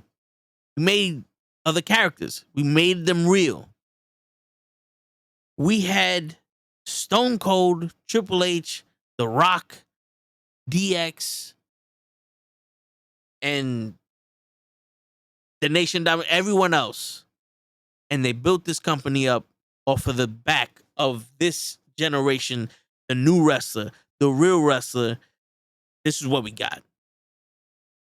There was no bringing this guy to get the rub for Stone Cold. They tried to do that shit with Jake the Snake, but that was just Jake the Snake coming back to WWE. He didn't come back to give the rub to Stone Cold. He just came back there to wrestle. But when they got big, when Stone Cold made his name, it was Stone Cold, The Rock, and Triple H. They were carrying the forefront. Mankind, they were carrying the forefront. WCW got big because Hogan turned bad. And the WCW guys started rising. Goldberg, DDP, Luger, fucking the cruiserweights. Yeah. It's only until now that we need to depend on people to come back to get people over. Motherfucker, we in an era where you don't need CM Punk to put no one over. Everyone can be put over by themselves. They put Logan Paul over with somebody that never wrestles on their fucking show. With Ricochet. Yeah. Ricochet can get himself over. You don't need CM Punk to wrestle him. Seth Rollins doesn't need CM Punk to wrestle him. Roman Reigns damn sure don't need CM Punk to wrestle him. Yeah. Who needs him? And I'm not just saying CM Punk. We're also talking about Cena because he couldn't do it with Austin Theory. Everyone that you're bringing back now is for those bullshit ass ratings because you don't want these motherfuckers to get over on themselves. It's easier for you to go with losing ratings, send in John Cena, and let's get a quick 1 million views at his segment to show, look, he's the only one that pulls in views. When the real fucking fact is, we want to see Gunther versus Gable. We want to see Ricochet fucking go do some shit. We want to see Shinsuke Nakamura and fucking Seth Rollins. We want to see Roman Reigns wrestle fucking Jey Uso. We want to see the bloodline. We want to see all this shit. But what do we get? Hopes for CM Punk to come back. Why? Yeah. In all honesty, answer me that question. Besides making money, why would we want CM Punk to come back? Yeah. Let me break this down first.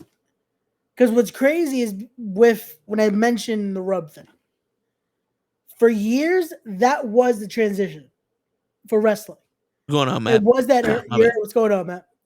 We were in that era of that's what you expected. It was always, someone they're going to bring back in to give the rub and we could keep going with wrestling. Because think about it. You say Jake came back at that point for King of the Ring. It was just Jake coming back. It wasn't as evident back then that a vet like Jake or someone with time or tenure would come in like that. We just thought, he's coming back. Now we know it. Like you just said, when they need it, they'll bring back John Cena. When they need it, they'll bring in someone to do that. Yeah. For the pop, for the little match, boom. But that's still them trying to give the rub.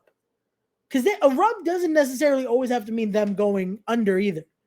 You can give someone the rub by going over. Taker's done it hundreds every of times. WrestleMania. But it's getting that reaction and showing what that person can do. If they can hang with you, again, it shows something. And that's what Punk is supposed to do and what should have been doing in AEW. Again, just because Punk's the topic of the day, I keep saying Punk. But that's what a person like that is supposed to do. But so from my eyes, and I'm pretty sure from unbiased eyes, it's not Austin Theory keeping up with Cena. Yeah. Cena couldn't keep up with Austin Theory. Cena looked bad in that match. He did. He sadly did. You know what I'm saying? Like I said, we're going to sit here and go, can this guy keep up with CM Punk? Of course he can. These guys are running laps around CM Punk. Yep. And I'm sorry to say it, he does not have that timing or the speed that he used to back he did in the day. The match with Samoa Joe, like I said last week, I don't know if you heard me, was a copy and paste of every other match he had with Samoa Joe. Samoa Joe kicked my ass and then I'll figure out a way to come back.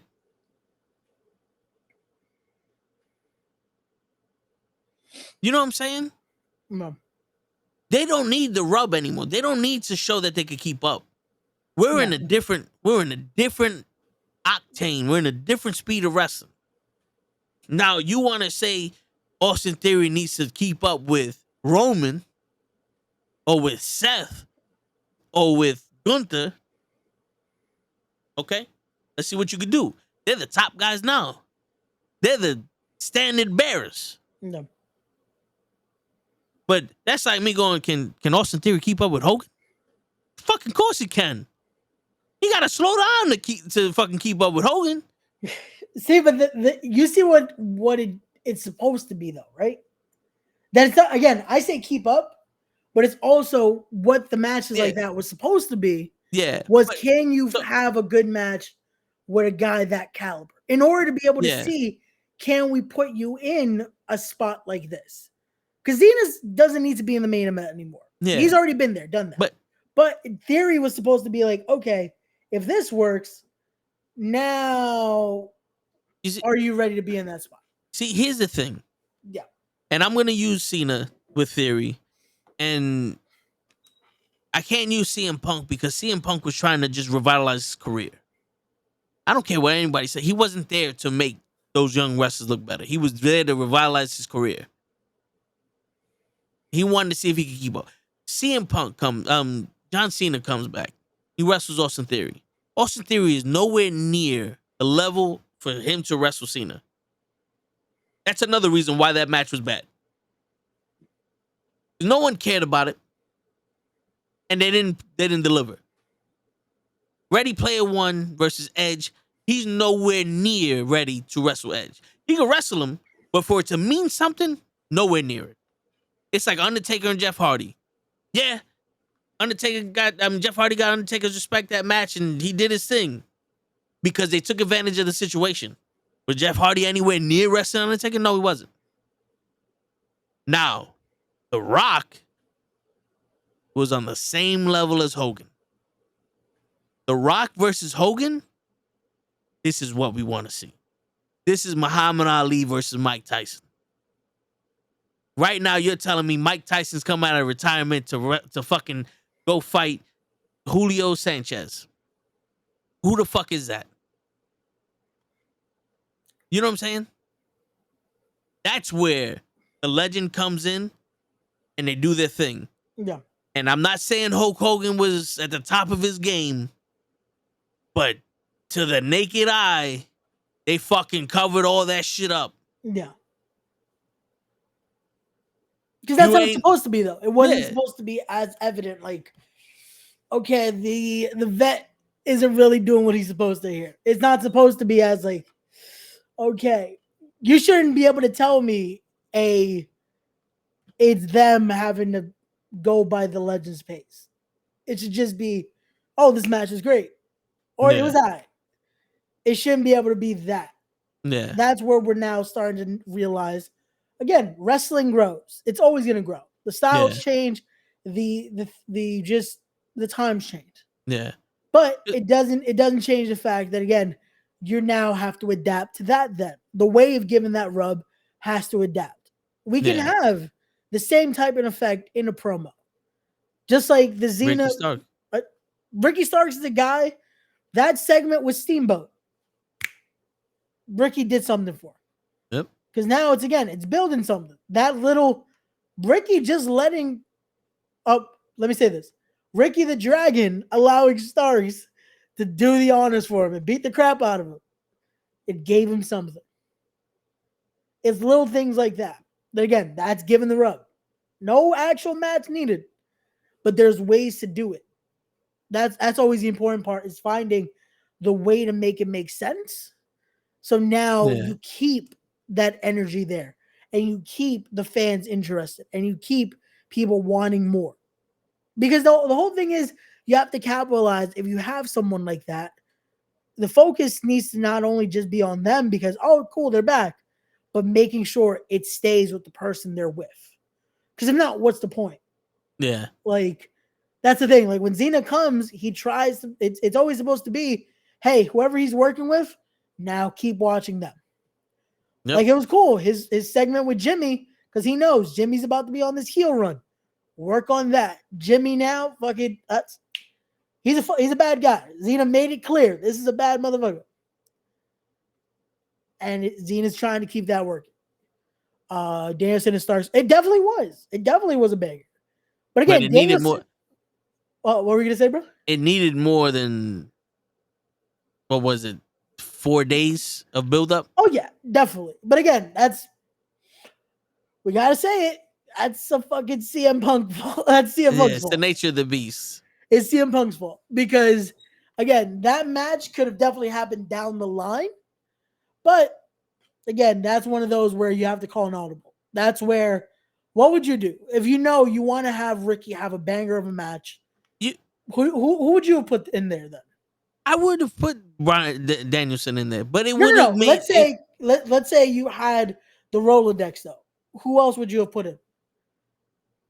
Because Danielson, again, for 2 days' notice, it feels like, really? Who would you have put in?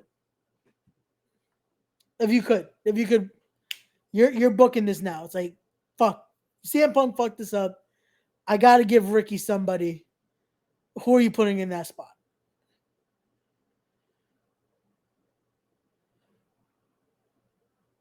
I don't know. To be honest with you, Danielson is the only person that I can think of that's not doing anything at the moment. Yeah. And that wouldn't be something where, okay, we got to give this man a title. Yeah. Because in what I was thinking, Luchasaurus, give him the TBS championship. And then you have a program with him and Christian. But Christian's doing something with AJ, with Darby Allin's boy. Yeah. We got a pro in the building. But see, the strap match is what got me. Yeah.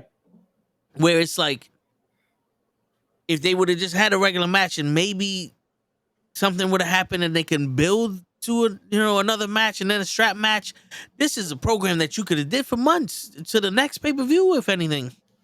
And it would have been like, oh, okay. Now we get to see what Ricky Starks made out of again. Yeah. Because, like, how many times are we going to see this man fucking blow our minds and not get nothing for it? You know what I'm saying? So it's like, okay, at least give him this program where it's like, all right, this is good. Because now, obviously, from yesterday, this ain't continued with Daniel Bryan or Bryan Danielson. This is now no one can make me tap. Yeah. So who now he's gonna wrestle a bunch of submission fucking guys? I guess so. Now we have to make that work. Yeah. What's going on, bro? Yo, what's going on, bro? What's up? But no one else makes sense with Danielson now because and that's the thing. It's one of those where unfortunately, again, due to, like we said, you have to call an audible. And an audible that, again, it builds to what the card is. Because if not, it's you're gonna give Ricky Starks Shibata? But that's another, like I said, for fans like me that don't watch every second of every show of wrestling, you're just gonna put Ricky Starks on a YouTube channel now.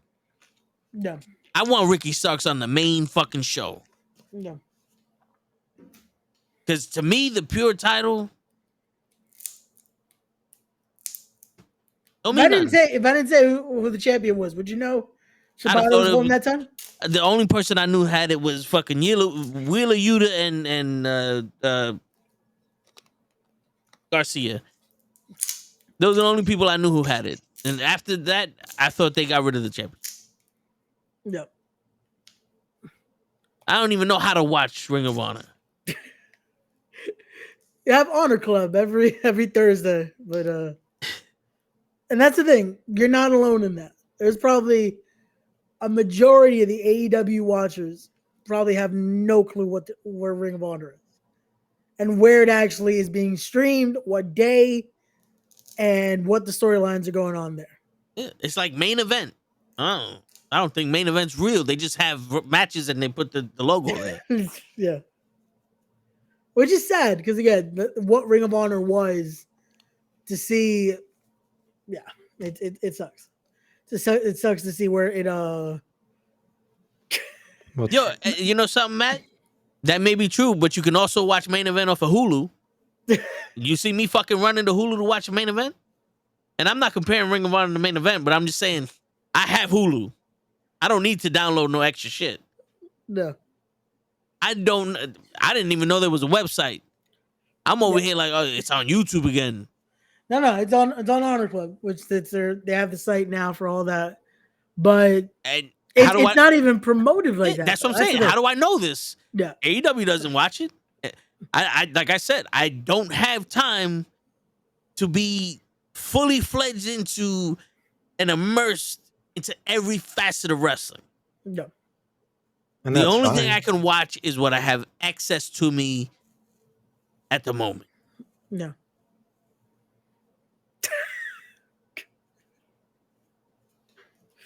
Your word. You should have never got eliminated from that battle royal, Matt. Go watch that on Title Match or on IWTV. It's on one of the networks. Go watch Matt Awesome. So what's going on, bro? What's going on, bro? How's everything? You guys tell me. I'm just here. I'm chilling. All right, so I want your opinion. Now, I don't know if you heard the part where CM Punk lunged at Tony Khan and Tony Storm.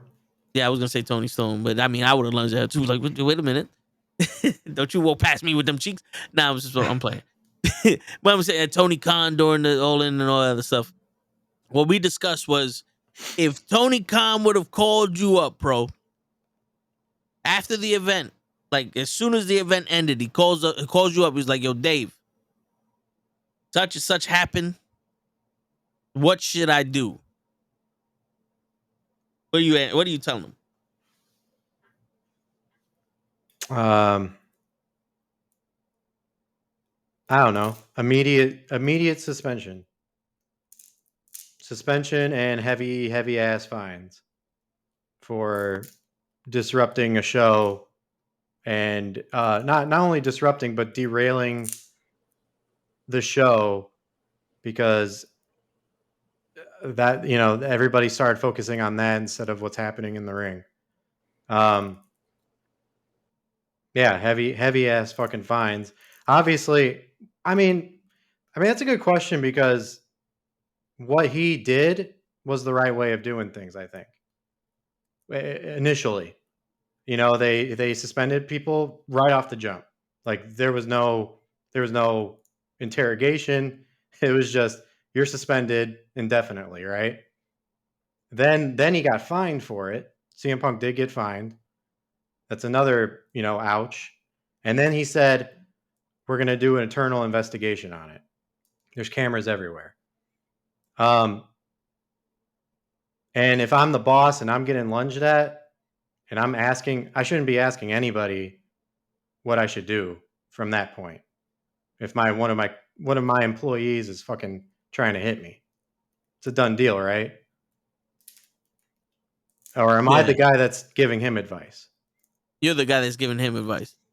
Now let's take away the fact that it's CM Punk, right? Yeah. It would be immediate. It would be immediate firing. You don't do that. Like I don't work at McDonald's and then just, get mad at my manager because I'm not doing shit fast enough or something, or somebody's pissing me off. One of my coworkers pissing me off. And I lunge at my fucking manager because I'm frustrated. Like, if you're looking at it through that aspect, if you take away who CM Punk is, all his fucking, accolades and all his merch sales and everything, yeah, I would fire his ass. But I wouldn't even get to the point where I have to call somebody to get, advice for that shit. I think it's just instant. You should. You should know what to do. Yeah. No, we asked that because it's like we're trying to break this down. Is there another way out? because like I said, we brought it up earlier. My thing was you look at it, take the wrestling side out of it. Just put it as a business. If you threaten your boss in that degree, no matter where it is, termination on the spot. So now we ask you this because we answered this earlier. Would you have still let Punk wrestle? Yeah. Yep. Okay, so that's where we defer. Because especially that we're finding out he lunged at him. I'm instant. You're gone. And he allegedly was screaming that he quit. Yeah. So I'm like, okay, you're gone. You quit? Cool. Security out. I mean, to tell him that he's gone is pretty unfair to Samoa Joe, who was the guy that broke it up in the first place and probably still wanted to go out there and do a wrestling match for 81,000 people. And maybe Tony just said, okay, listen, man, we're doing this for Joe. You gotta suck it up. Go out there and do what you gotta do. But after this match, you're done. You know, something like that. Still do your job. You're getting paid to wrestle, right? You're not getting paid. So, yeah, I would have had him wrestle. And then that's it. Now, if you're Endeavor or the WWE, you call him up?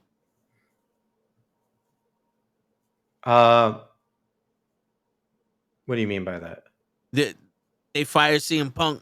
Oh. You Vince McMahon, Triple H, you contact CM Punk and go, yo, how many zeros does it take for you to come on our show? No, because I wouldn't be Endeavor and ask him to come on the show, especially since the minute that he showed up, he was saying how that was the place that got him sick in the first place. So then you're just like telling me that you're not a man of your word and money's more important to you.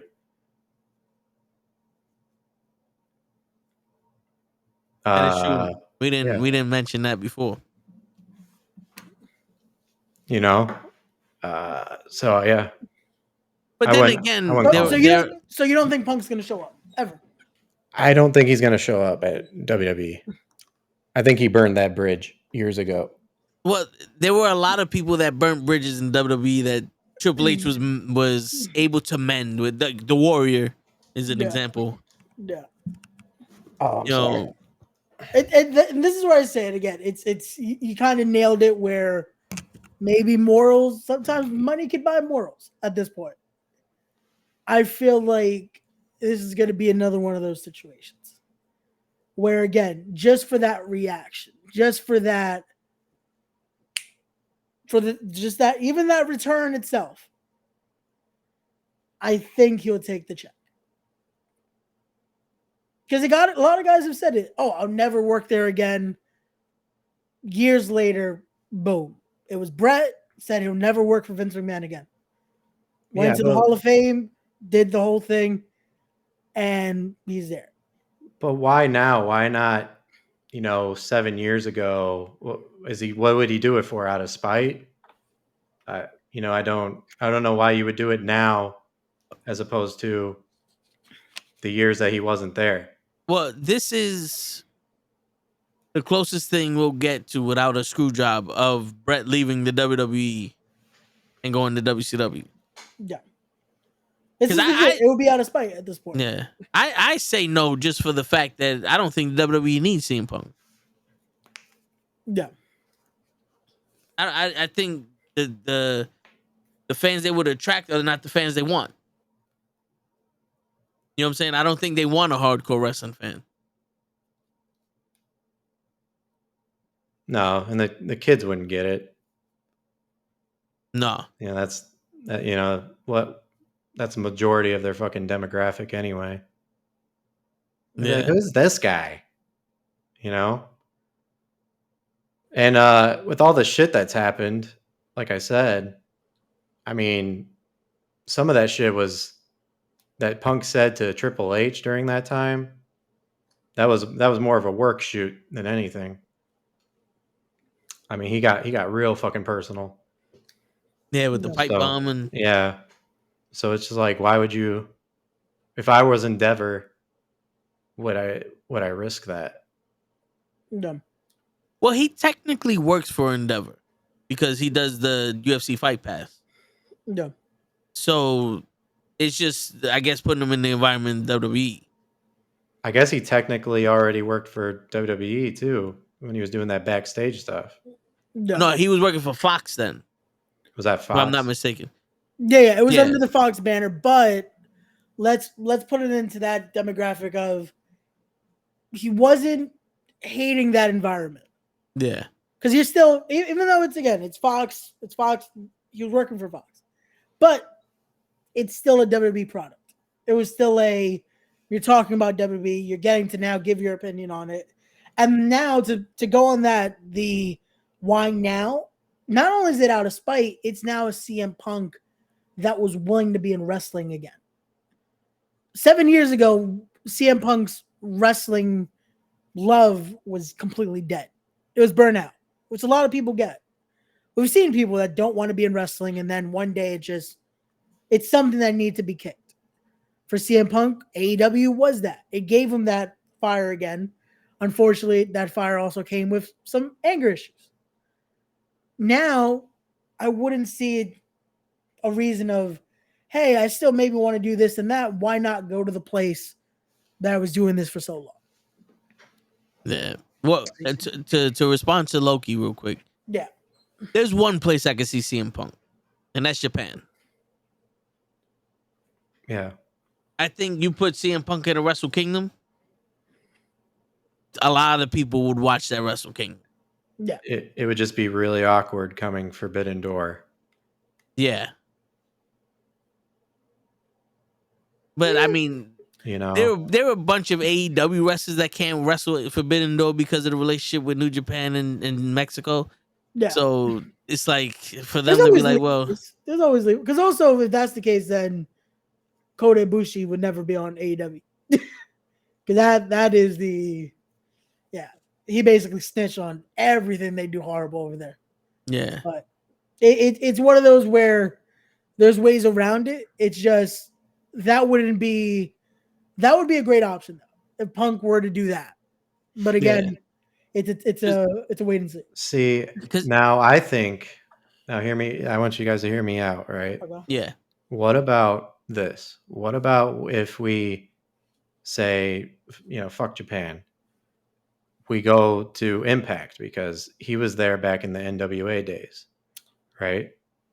He goes back to Impact and he tries out a career there.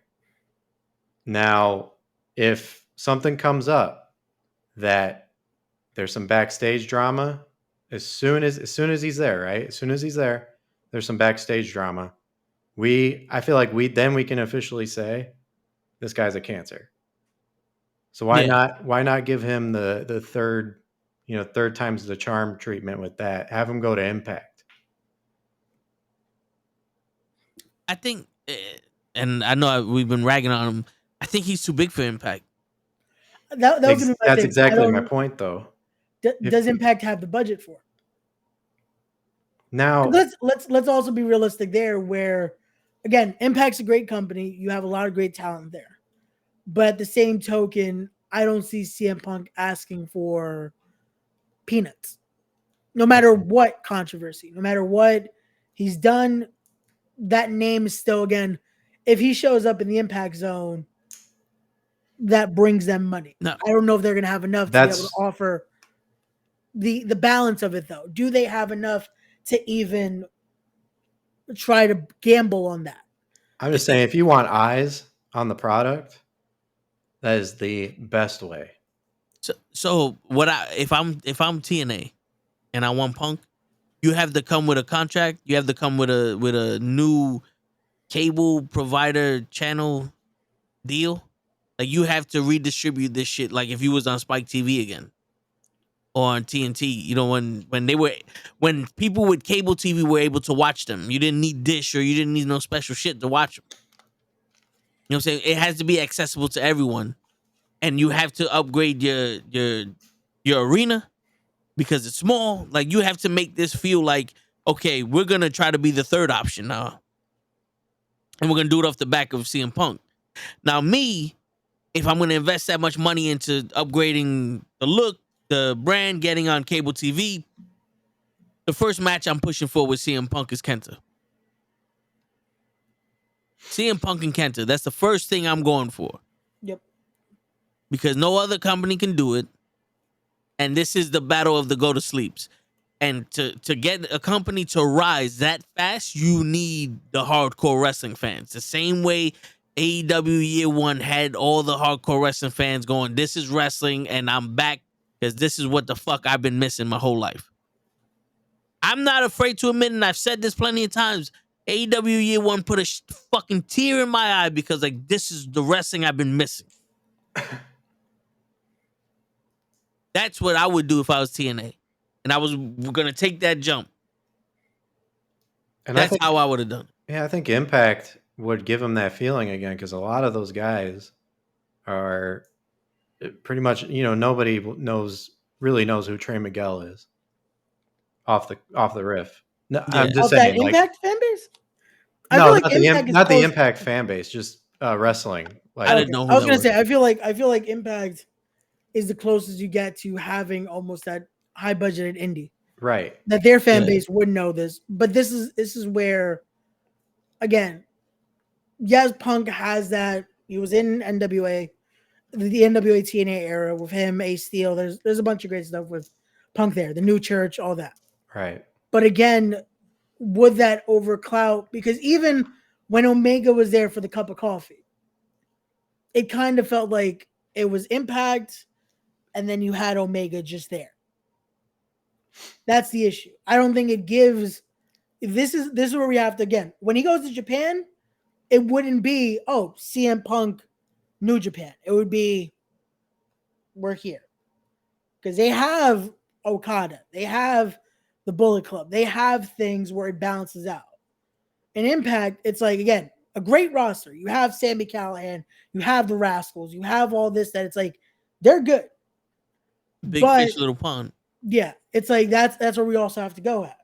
Because it's like, if that's the case, we say CM Punk shows up at MLW. I mean, I don't see anything wrong with that either, though. No, they definitely don't have the budget for. They barely have the budget for their roster. Again, a great product, but it's one of those where you have to also see, well, the pawn aspect of it. If he decides to go, you know what? I'm gonna reinvent the wheel here, and I'm gonna clear the name of CM Punk. I can see him doing MLW. I can see him doing Hog or TNA. Just like, yo, let's get this shit. Let's go back on the road. Let's get back to basics. Let's build this name up again, like how Cody Rhodes did it, Drew McIntyre. A lot of people did it. Get that name back again, and then you can do New Japan and go, okay, I'm a whale in an ocean. And you can name your price then. Right. Because if there's one thing wrestling fans do, it's forgive. That's what I'm saying. Yeah, exactly. That could be his apology tour. Yeah, and he don't need a fucking dump truck of money to go to MLW and make an appearance. Yeah, he could show up, give me $10K, and then that's it. And as far as the Impact stuff goes, what Ray was saying too, I think it would be a little different if he was, because Kenny obviously wasn't a full-time employee of Impact. So that was kind of a different situation. If Punk was a full-time employee for Impact, like a Frankie Kazarian or Trinity now, I mean, I know she took a pay cut too. Jeez. But I feel like he would be more on the show. You don't get CM Punk and then not utilize him. CM Punk or what? I mean, what's the argument? Like, I guess I'm trying to understand, because are you saying that CM Punk is going to be so big in Impact that it overshadows Impact? It's one of those where I don't think, because also let's talk about this.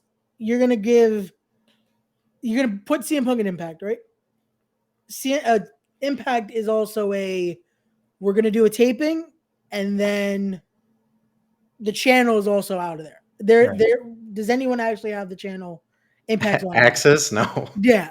So it's like that's what I'm also saying. That it's like it's he's too big for the product.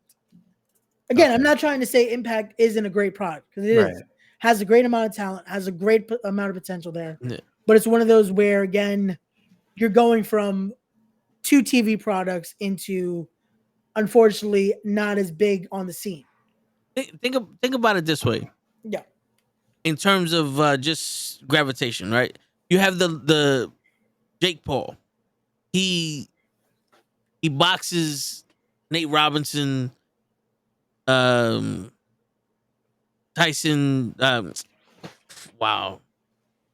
Anderson Silva. He boxes Tyrone Woodley. All these people. There's big names in there. They go into a small arena.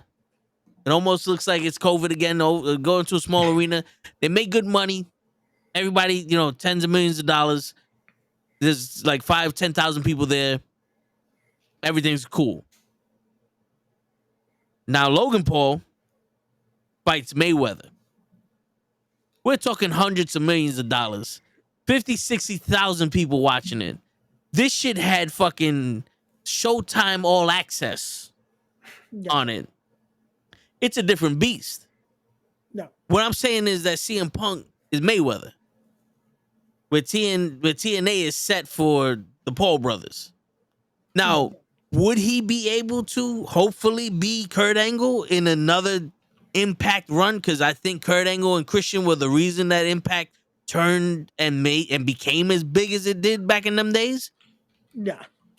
Because those two fucking rose, they fucking rose the tide. Yeah. In TNA back in them when they were on Spike and shit. Can CM Punk do that? If he's not the cancer that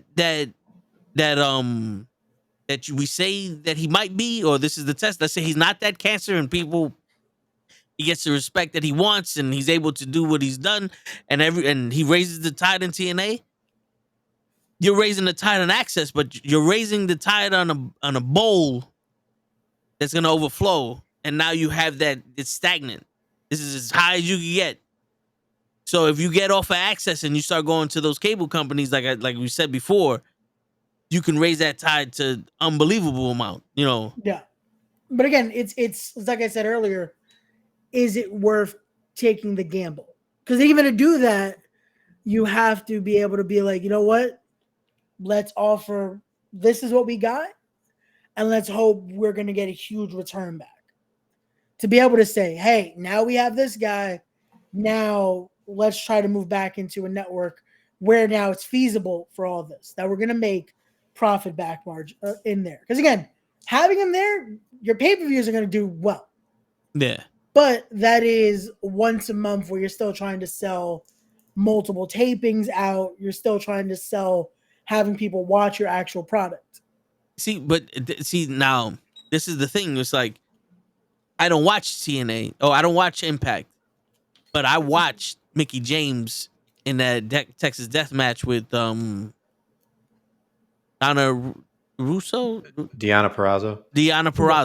I watched that match. I figured out a way to watch that match because it's Mickie James. They had a hell of a match. Now, Moose, I know because of that whole integration with AEW. Moose. And I'm like, oh, this dude's a good wrestler. And I seen he had some good matches. All you need is eyes on this product. CM Punk will get you eyes. You have to do the old school. They paid to see Hogan. They stayed to see Macho Man versus Ricky the Dragon Steamboat. Right. You know what I'm saying? Like, that's what we need to do. That CM Punk's here. Come watch. Oh, I didn't get a chance to see CM Punk with AEW. The tickets too much. Now I go to Impact, watch CM Punk, and boom. Now my eyes open. I get to see Eric Young and all those other guys that are back there, Moose and all these people. These dudes are dope. Yeah, which that's how it was back in the day when you had the Angle showing up and you had the Christians showing up and you had guys like that make appearances where it's like, okay, you're coming, you might now be transitioning to see them, but then you're staying to see an AJ Styles. You're Yeah. staying to see a Christopher Daniels. Now you would hope, hey, we're bringing in Trinity.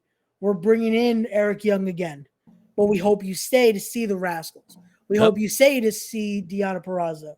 Yep. You're seeing the ones that we're actually trying to build up again and Yeah. building a roster.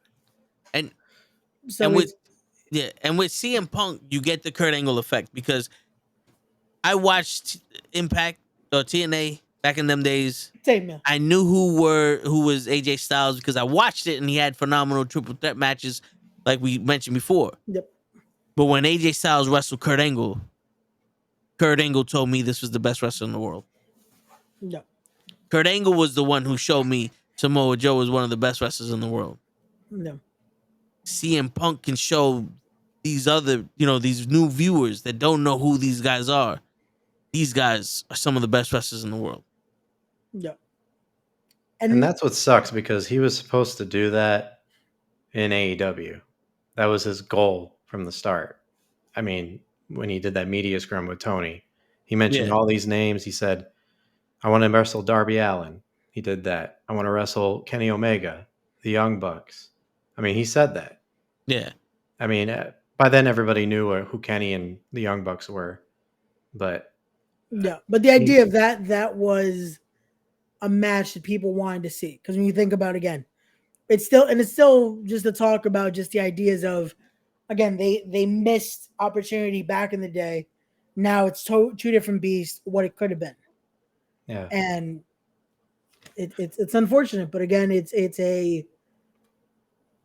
is where we're in. So here's the problem also with what we were talking about, because I forgot about this point, is that New Japan is also on Access TV. So either way, they have New Japan World, which is, I feel, a lot more people have New Japan World than when we're talking about earlier Honor Club. More people are willing to, just because of the product New Japan has promised and what they've delivered, are more willing to have that and be able to watch the replay after, or a lot of people even stay up that long in the morning to watch it. Right. But that would be something where it would transition a lot better to be able to have that still somewhat mainstream. Right, because you still have that Japanese audience, that loyal Japanese audience, no matter what. Yeah. So that's already a huge fan base there, but then it's still a lot of the American audience is watching. A worldwide audience is watching. Impact has their own subscription service too that pertains to Canadians because it's more of a Canadian product. Yeah. But then you have nothing that kind of equals out for the American product.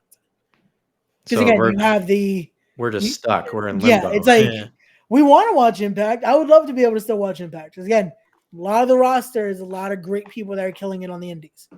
But we have to watch YouTube clips. Whatever they post on YouTube or once in a blue on Twitter, that's how I've seen Impact lately. It's like or somebody's phone. Exactly. But which that's something I feel like hopefully now they work on, because even the last few tapings, people have complained their production quality has gone down. Oh, it's so bad. Tonight, so it's something. Yeah. Tonight, even they had a blackout. Yeah. So imagine it's one of those where a company like that, when we talk about what an alternative was supposed to be to WWE, TNA was that for a while, to the point of what messed them up and what usually messes up any company that looks to be an alternative is that then they decided, fuck being the alternative, let's now be let's work on beating them. That's what killed TNA to me. And that's what unfortunately kind of killing AEW. I think the last good things TNA did before they went to the UK was the Main Event Mafia and the Aces and Eights. Yeah. I don't remember what happened after that. Yeah. But that's when the whole downfall happened. Yeah. Then they were in UK. Yeah, it happened when Hulk Hogan showed up. Well, Hulk Hogan was a part of the Aces and Eights thing. But they did, but they did, after that whole angle, they did they just fell off. But I don't know if that was because Dixie Carter got back involved, because that was around the time they got Dixie Carter back, and I think Vince Russo was also in there or some shit like that. There was a Yeah, he I was feel like at, they at just that point he was writing there and all that. So. yeah, I think at that point they were like, oh, this shit works. Throw all the chefs in the kitchen. And we all know how it works when there's too many chefs in the kitchen. WCW proved that shit already. Yeah. Unfortunately, we're seeing time and time again where history repeats itself. Yeah. Because when there's too many opinions, there's no one sitting there doing the job. Yeah. But on the flip side, when there's not enough giving input, we get what we get at All In. Yeah. Where you need to also have a team. Again, not everyone should be able to have that final say, but you should be able to have enough of unbiased. The only opinion you should have is what's going to make the company better. You shouldn't have, oh, this is what I think is going to work for this or this. It's like, no. End of the day, it should be what's going to help the company as a whole. Yeah. Because that's what ended up messing up TNA's era, because we started to see, well, Vince Russo thinks this, and then Anthem thinks this, and Hogan says this. Like, no. Yeah. What's going to help TNA? Yeah. And this is what Tony needs to not get to. He needs to remember what is going to help AEW. It's obviously not real glass. Maybe it would have been, again, if it was talked about in the right way. All right. So real quick. Yeah. They did a segment on Collision with Glass, or they wanted to and they stopped it. They wanted to. That was where the original stint came from. Okay, so Perry wanted to do something there because, again, the whole idea was how he was doing this FTW gimmick. He wanted to basically be a little bit of the extreme, like. But again, even in that, if that's for just a Collision episode, use Sugar Glass. Why not? Everyone's done it. Every promo, you've seen the fake beer bottle, and it works. Movie magic. Jericho and CM Punk fucked that up royally, and it still went over. It works. Movie magic is great at times. The fans are not going to be like, "Oh, that was fake." Not going to tell the they difference. They say it anyway. Even if you could use a real gun, the fans will still say, "Oh, that was fake." Yeah, so I think that gun Brian Pillman had was real. We'll never know. And that's the thing. It's one of those where you have to also remember, the wrestling is supposed to be able to suspend disbelief. Yeah. That's what I was trying to say earlier. Don't kill yourself to be able to show, no, there's reality to this. You're supposed to make it reality. Even though it can be something as crazy as it is, make it reality without having to kill yourself like that. I feel like what Ray's doing is what CM Punk was trying to convey to Perry. And Perry just got a little teensy weensy butthurt about it. But the funny thing is, management was the one that approved it. They approved that spot. Because this is the thing, bro. You're listening to how I'm saying it, right? Right. And I'm breaking it down a certain way where, again, I'm trying to make it work for the product itself. From what we're hearing, it just sounds like nope and no other way to do it. Yeah, well, Punk kind of said no, and then he said that's not how we do things in Collision. Yeah, so it's like you have to be able to work with the person. This is why I say we were talking about earlier who else could help Tony. It can't be a worker. Because a worker is going to think this mentality and that's it. It's like, no, it has to be someone that's already done it. It has to be someone that can help a situation like this where it's like, hey, this is what we do for the whole company. Yeah. Punk is thinking, oh, this is my show. Right. Like, oh, so good point, because somebody else brought that up on another podcast I was listening to. And it was they mentioned that instead of having somebody who has been in the business, who knows the business, try to do something else. Bring somebody in, bring a businessman, not a wrestler, not somebody who knows what's going on. Bring somebody in that doesn't know anything about wrestling, Bring in fucking Joe Schumacher or whatever the fuck, right? Just a fucking old white guy that doesn't know shit, just knows business, and have him make the decision making. He can have that kind of perspective to where I think, is this right for business? No? Okay. So I think if you're gonna do somebody that's outside of wrestling, he has to be in an entertainment business.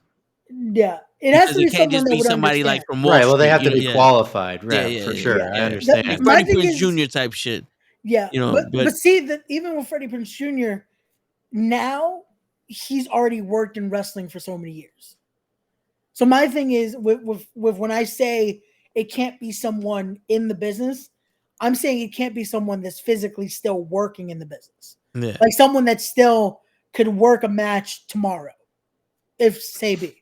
Someone that again has no ulterior motive. Their motive should only be the company. I'm being hired to help AEW work. That's all I'm trying to do. I'm not trying to, oh, my friend here, this here, no. I'm here for everyone's benefit.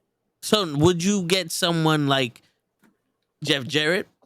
Like, let's say he's not working, but like someone in his era and have the old school way of running shit, or would you have someone new? That's hard because like most of the people that work in management there are active wrestlers. And that's what I'm saying. Pat there Buck. someone needs to be like every producer he's brought in has been great, but we need that person that isn't working right now. I would say honestly, if Jarrett were to, I said it earlier, Jericho would be a perfect person, but Jarrett would be another one because he has ran multiple businesses and he's seen the ins and outs of it. No, I'm just kidding. I mean, he was there for TNA's rise, though. Yeah. You got to give Jared that. Again, Jared's done some, but he's also fell down. He's fell upward every single time.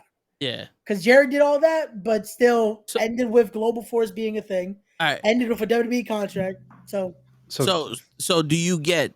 So better question. Let's get this scenario. Yeah. You're Tony Khan. You want somebody to run shit.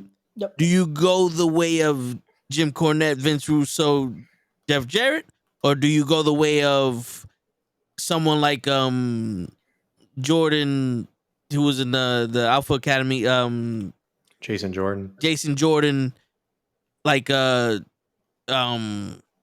someone who's recently been injured and can't go, but is still basically someone from the fucking 80s, yeah, or someone from the 2000s. Like, do you go the old school or do you go the newish way?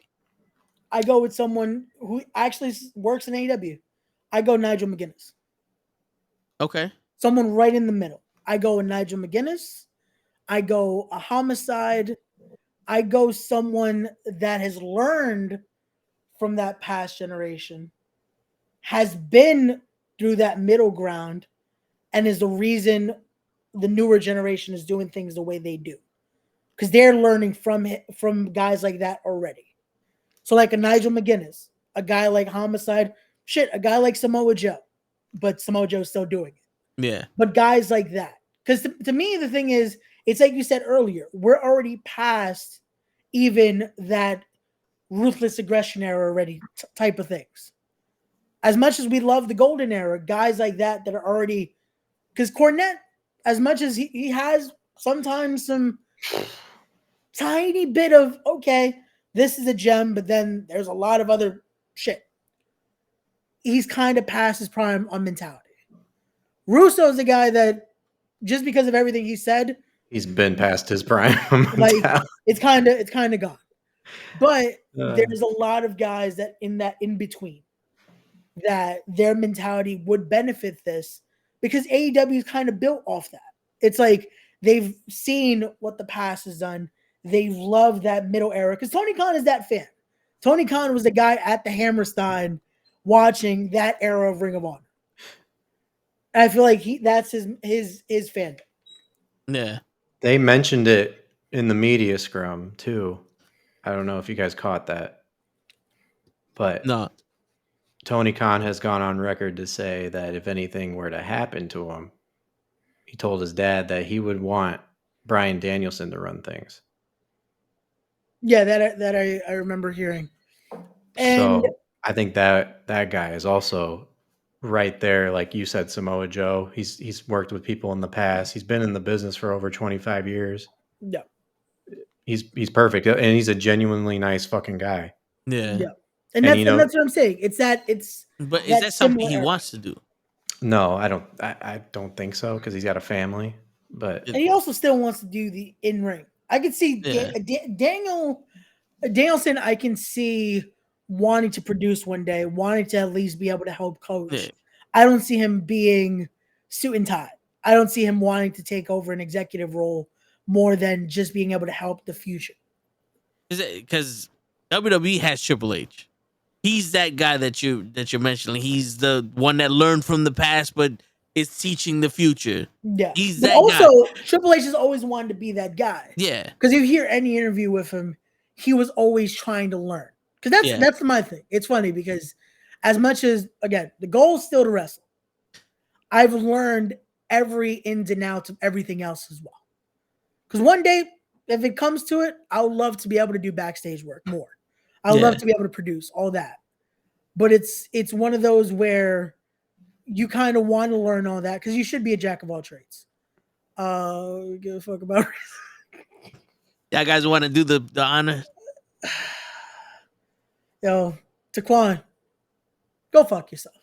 But it's one of those like that where you should be able to have all that, but not everyone wants to do that. Unfortunately, some people are forced into it, and not by saying like that's it, you have to be this. Some people, unfortunately, it's like an injury like that, like a Jason Jordan, like a Tyson Kidd, or Bryan Danielson. That happened. Yeah. So it's like you kind of have to be in that spot, but it's having that force there. It's having that actual what's the direction you're in. So, but yeah, this is the thing.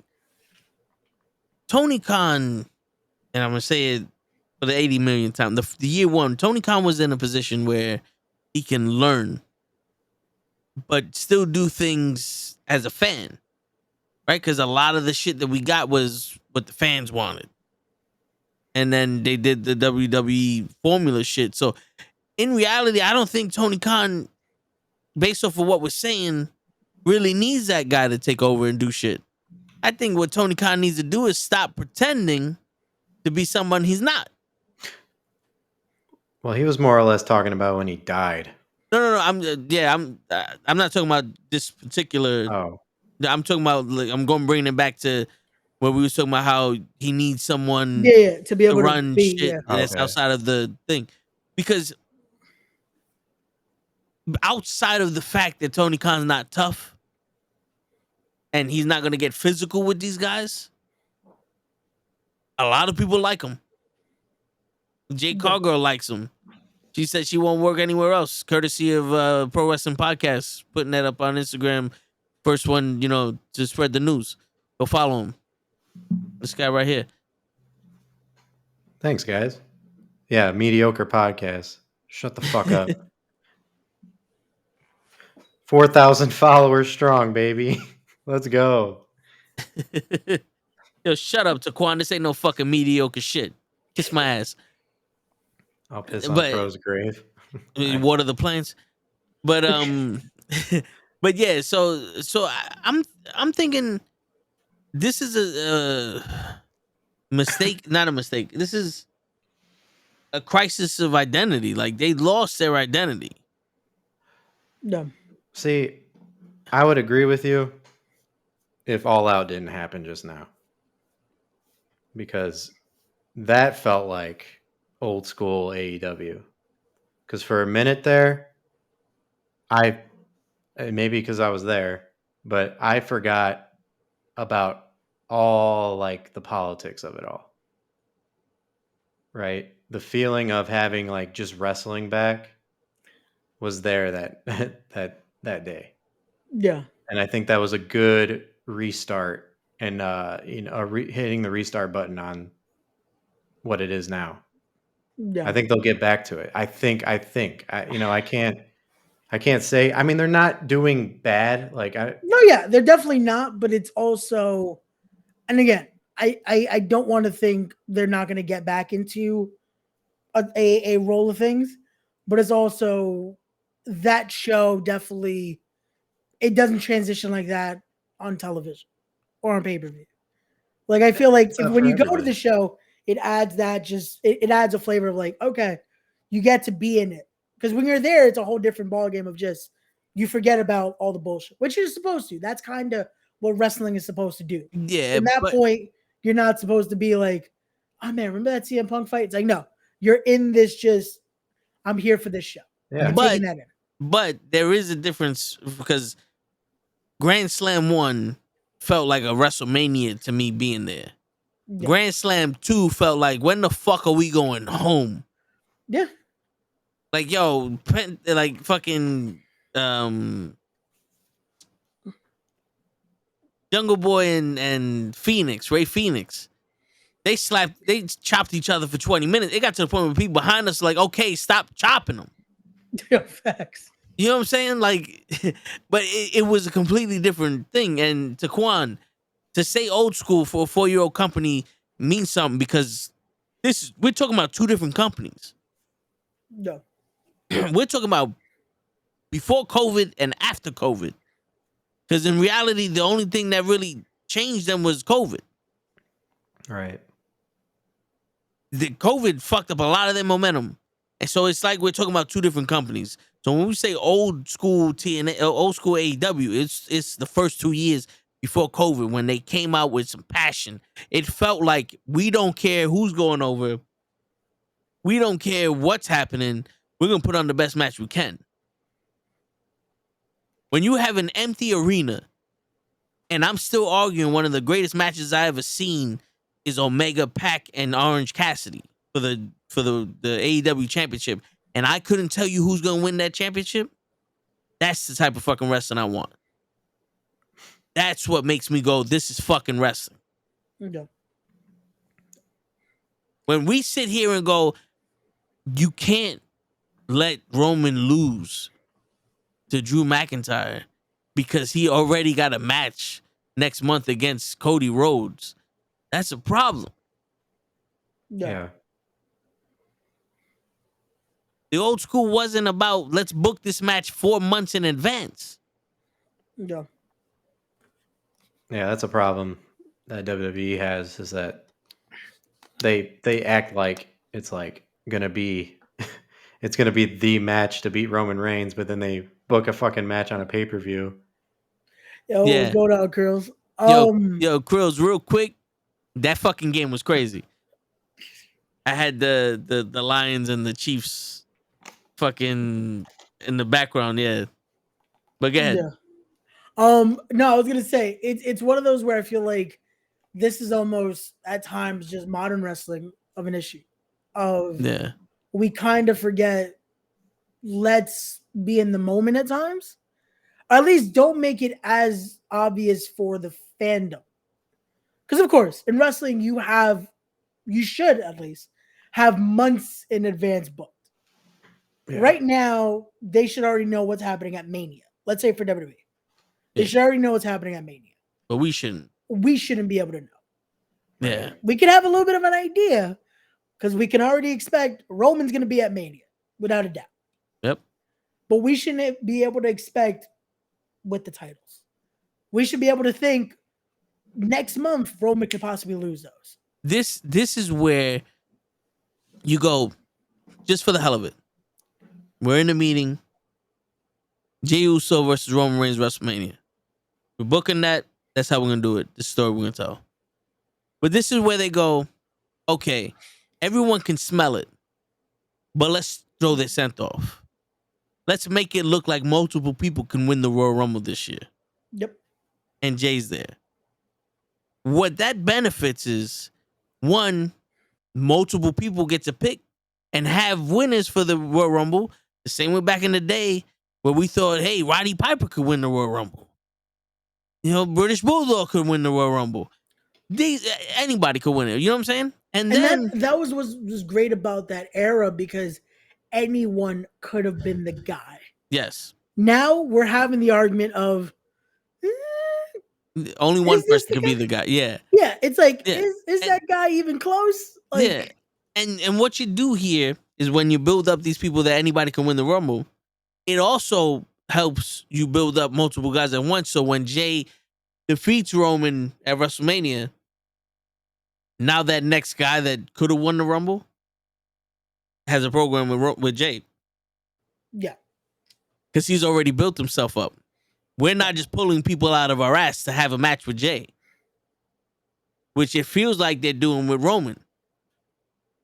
Because Roman already done ran the cycle twice. Yeah. Legit. And it's like at this point, it's like, come on, you have enough to be able to switch it up a bit. Make it so it's not as obvious. Make it so again, right now, everyone thinks this. Everyone thinks Roman versus Cody is happening next Mania. Yeah. It has to happen again. But what if it doesn't? What if we get Roman versus Jay? What if it really is Jay, the one that ends the story here? He's the one that takes the titles from Roman Reigns.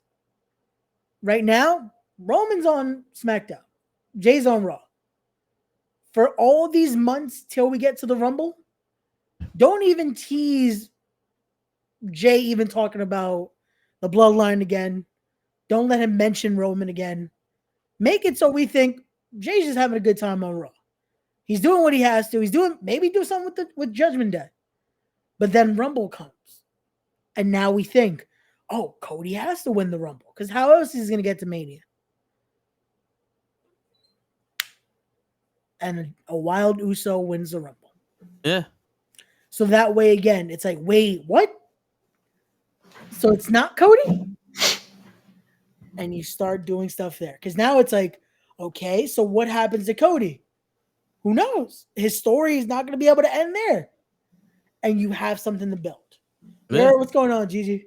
What's going on, Gigi? There's so many things you could do now. There's so many ways that you're able to create stories where now it keeps interest instead of just, we know what's coming here. Which again, don't get me wrong. The Bloodline storyline has kept people interested. Yeah. But you should be able to do that with multiple angles that even at times can interconnect, but it keeps people interested. That's what every wrestling product should be able to do. Yeah. Be it WWE, be it AEW, be it your local indie. They should be able to make it where you have something that's like, hey, this is your focus, but this can also lead to we get this. This is the domino effect that you should want. Yeah. Like and going back to AEW in the same topic, they try hard to do that. Yeah. But it leads to finishes that are like, wait, this still make no sense.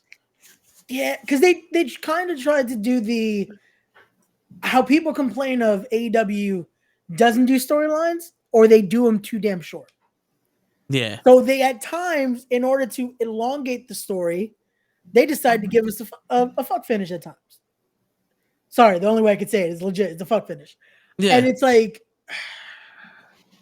that's not what people want either. Because you can have an actual finish to a match. That doesn't mean the story has to end there. There's a reason why segments are a thing. Like, there's a reason why you could do the after. Like, okay, cool. Let's shake hands, like respect. And then you blow someone off. Word. That means the feud didn't end. Because you could still do something with that. Just like Miro and Hobbs. Exactly. Like, you add an element in there. Because now it's like, oh shit, CJ Perry. Now what? Yeah. And, yo, what's up, Pootie? Pootie. All right, Pootie, what's the update for us? What's the number right now? Where you at? Word. You should be at 20,000 already. Stop fucking around. Nah, man. He needs to be at 22 by now. Yo, for real. We didn't talk to him for a few days. You were on the road. By now, he should be at least by 22. For real. If he ain't at 19, I'm done. Yeah, for real. Yeah, stop fucking around, Pootie. 19.6. All right, that's it. That's a good number. You lazy motherfucker. You couldn't get the point for. Yo, get out of here. Pootie. Congrats, Pootie. We don't want no lazy people watching our shit, Pootie. Yo, one day Pootie's about to just beat the shit out of us for this shit, man. Nah. My son at 19.6. Pootie's too tall to be fighting me. he gonna blow his back out trying to punch that low. Oh, shit. Yo. Oh but man. but yeah, because it's true they do have a lot of like the Stadium Stampede match. No. You know, which I don't know why that started, but they had it, and then it ended with Orange Cassidy going over Santino or Claudio, and that was like a little. There's no fucking way that these guys can keep up with the BCC, and they didn't really do much. They didn't. They really didn't do much to fucking like show that they could keep up. You know what I'm because saying? it looked like most of the match, the best friends were getting killed. Like my son looked like the fact that Moxley looked like he could have still had another match, but then Orange Cassidy was just like, come on. But then we get that though, because then we get the match. We get this match at All Out, and that match was excellent. I fucking love that match. That was great, but you also have 10 other players or 8 other players in that match. You could have done something else with that. What do you mean by that? Wait, which matches are you guys talking about? Because I think I'm talking about the All Out match. I'm sorry. No, yeah. But I'm saying from the Stadium Stampede, right? Yeah. From that, we knew, okay, we're getting Mox and Orange Cassidy because that's not done yet. But you have 8 other players in that match. What did we do with them? True. We went nowhere with the rest. I mean, that's like you could have built something of that because you have 8 other guys in there that boom, you could have done something with Kingston still and all that. You could build something because you got Kingston and Claudio again. Yuta and but Shibata just got thrown in there. Like you see what I'm saying? Like, it's like you could still build around and doing something else, but then it's like everyone else, poof. Where's Santana? He just got back. Yeah, I mean, it's kind of hard to do that within a week of both pay-per-views, you know, to book all that. And then you got to book the women too, and then you got to book everything else, and you know the Ring of Honor. You got to book this Adam Cole and MJF storyline.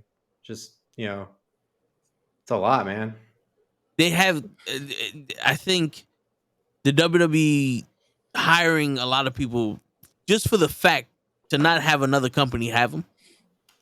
They learned, oh no, these people aren't the reason why that company's gonna beat us. We have too many wrestlers here to have them all on the show, so they do the cuts, and then it's just AEW was like, oh shit, they went to Toys R Us when they stocked, and these motherfuckers like, oh shit, we went to the one Toys R Us that ordered every wrestler. I want to buy it, and then they go, okay, the bill is $500. Shit, I came here for one wrestler, and I got a $500 bill now. And now you're using the one wrestler you came with, but all the other wrestlers are there not doing nothing. Yeah. You know, so it's like, all right, shit, let's book a story with Miro. Okay, we did it. Now let's book a story with Eddie Kingston. All right, we did it. Now let's book a story with Hobbs. All right, we did it. But like you said, those stories are 2 months wide, a month long, 2 months long, and we never see them again. Yeah. The BCC shit, going to Moxie winning the All Atlantic title or the international title, whatever they're calling it now. Yeah. You know, him winning that title makes sense because it takes a Moxie to beat Orange Cassidy the way you built them. Yeah, because it was at a point where it's like, so is anyone gonna beat Orange Cassidy? Yeah. And then you send in Moxley. But now, where do we go from there? Yeah. Because he's gonna have the rest of the best friends because they haven't definitively ended this story where they already proved the best friends ain't got nothing for him. He already wrestled fucking Pentagon. So this isn't going to be something new. They kind of put themselves in a corner where it would have been awesome if, let's say, Orange Cassidy goes over Moxley. The same way he went over Pentagon, where it was like, just out of nowhere. and then let Orange Cassidy lose the title to Hobbs or Santana. Yeah. Someone who isn't really into that story, but can go on and do something different. Yeah. And keep that going. Mox had a match with AR Fox. I championship match. I saw the entrances and a little spot here and there because I was going forward. You know what's sad? That was kind of random. Yeah, it was so random, but also so many people forgot that happened last night. I was like, wait, what? yeah. Mox versus AR Fox happened? But then again,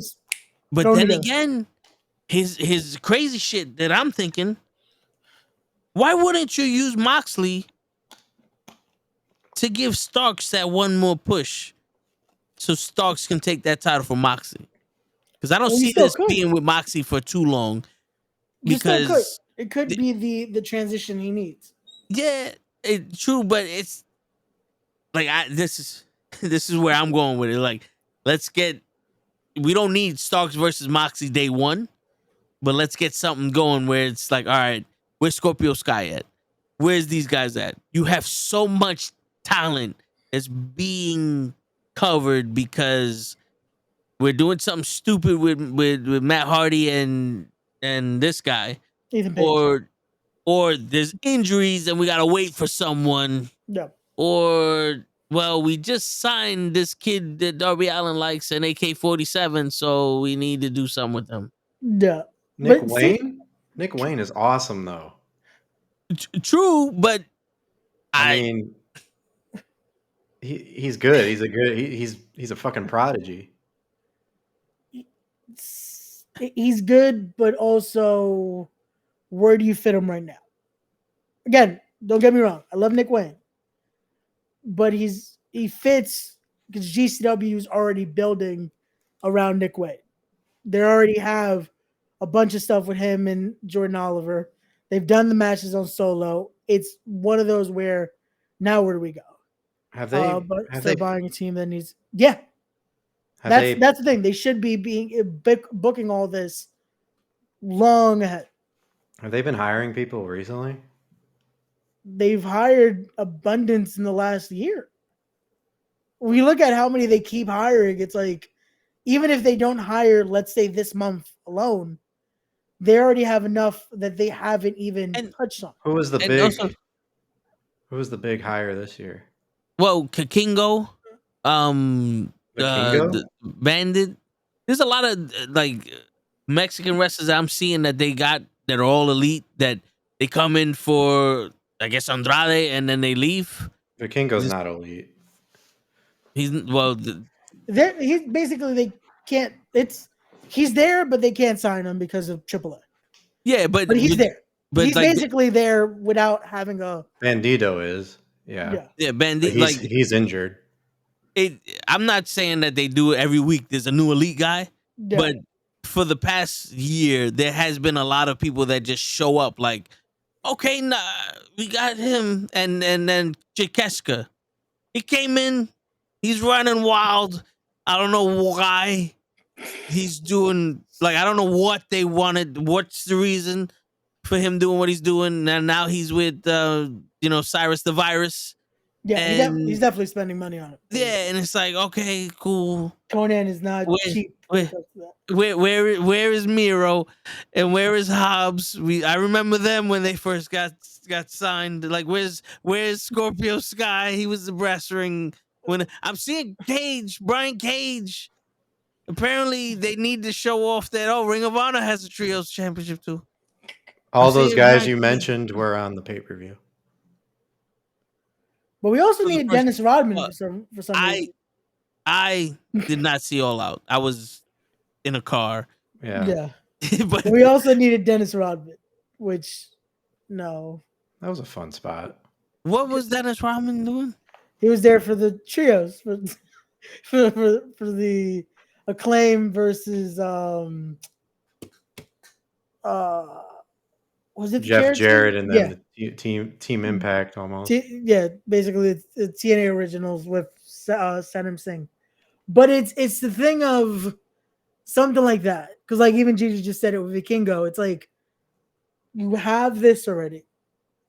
Instead of focusing on let's get a booking just for a booking, let's hire people to book the rest that we already have. Like Toe said earlier, where's Scorpio been? Yes, he was in the Battle Royal, but again, there's nothing of substance there. Where's Keith Lee? Exactly.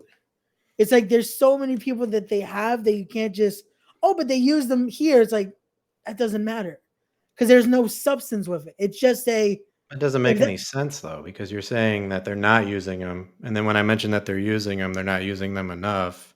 But it's like you can't win. It's a lose-lose situation. Well, and for this pay-per-view, I feel this is just me looking as a part-timer for the AEW shit because I don't watch Collision or Rampage. I felt like they just threw Miro and Hobbs together because they were like, well, we can't have repeat matches, or we need to fill up both pay-per-views. Yeah. So let's throw this together. I haven't seen Miro before the pay-per-view. I haven't seen any of the guys I mentioned before this pay-per-view. You know what I'm saying? Like Keith Lee, I haven't seen. Like the Swerve, he just did a promo with the names are escaping me. Hangman Page. Yeah. And I'm kind of digging that because it's Swerve's on some you just want to be here because you're getting like he's kind of saying the shit that we're saying, with some of these wrestlers, like, yo, you're just here to get money. You're taking up TV time for no fucking reason. Go home and yada yada yada. So I like that angle with Swerve and Hangman Page. That's something different. That's something like, okay, we can see this build. This is where you would get Swerve. Yeah, especially that's to level up. It's now like, okay, cool. This is now a whole different side of Swerve because he just died because he was in a coffin. Yeah, whatever. So you get to see a more ruthless side of Swerve. But Dave, what I'm saying also is think about it that way. You're using guys. Swerve just came off that match, but boom, now he's in something with Hangman, where you have a player right there where he's Hangman. He was in that Battle Royal, but it's just to have a spot there. With this, there's an angle to build off. With Scorpio, where are we going to see Scorpio now? It's like a Battle Royal is cool, but it's like giving people actually a direction where we're able to be like, oh, you see what he did this week? I wonder where this goes now. Instead of, well, he was in the Battle Royal. He got eliminated, though, instantly. It's like you want something where we're able to talk week to week of where it goes. Because remember that Scorpio Sky, before he got injured, was supposed to be their guy. I saw him being the first black AEW champion. No. But the brass ring made it seem that way. Like it was like, okay, they have high praise on it. That was also around the time when the floodgates opened and they started bringing in a lot of people. Yeah. Because even MJF, he cuts a lot of promos, but we don't see him that often. Like this is the most wrestling I've seen him do, and it's because he's in a tag team with Adam Cole. Yeah. But then again, we're getting. I'll put it to you this way: we're getting a lot of the high price wrestlers on these shows, wrestling a bunch of random matches. I think just for the sake of we need, like Moxley needs to be on every show, MJF needs to talk on every show. Swerve became a big deal, and we need to have Sting out there. So Darby Allin's gonna walk out with AK-47 because we need to have him on the show, but we can't have him in a match. And Samoa Joe needs to be on the show, so put him with someone. Yeah. If it wasn't for the fact that people knew about Samoa Joe and CM Punk in Ring of Honor, that would have been thrown together also. The real AEW championship and CM Punk shit. Yeah. Or Samoa Joe and CM Punk shit.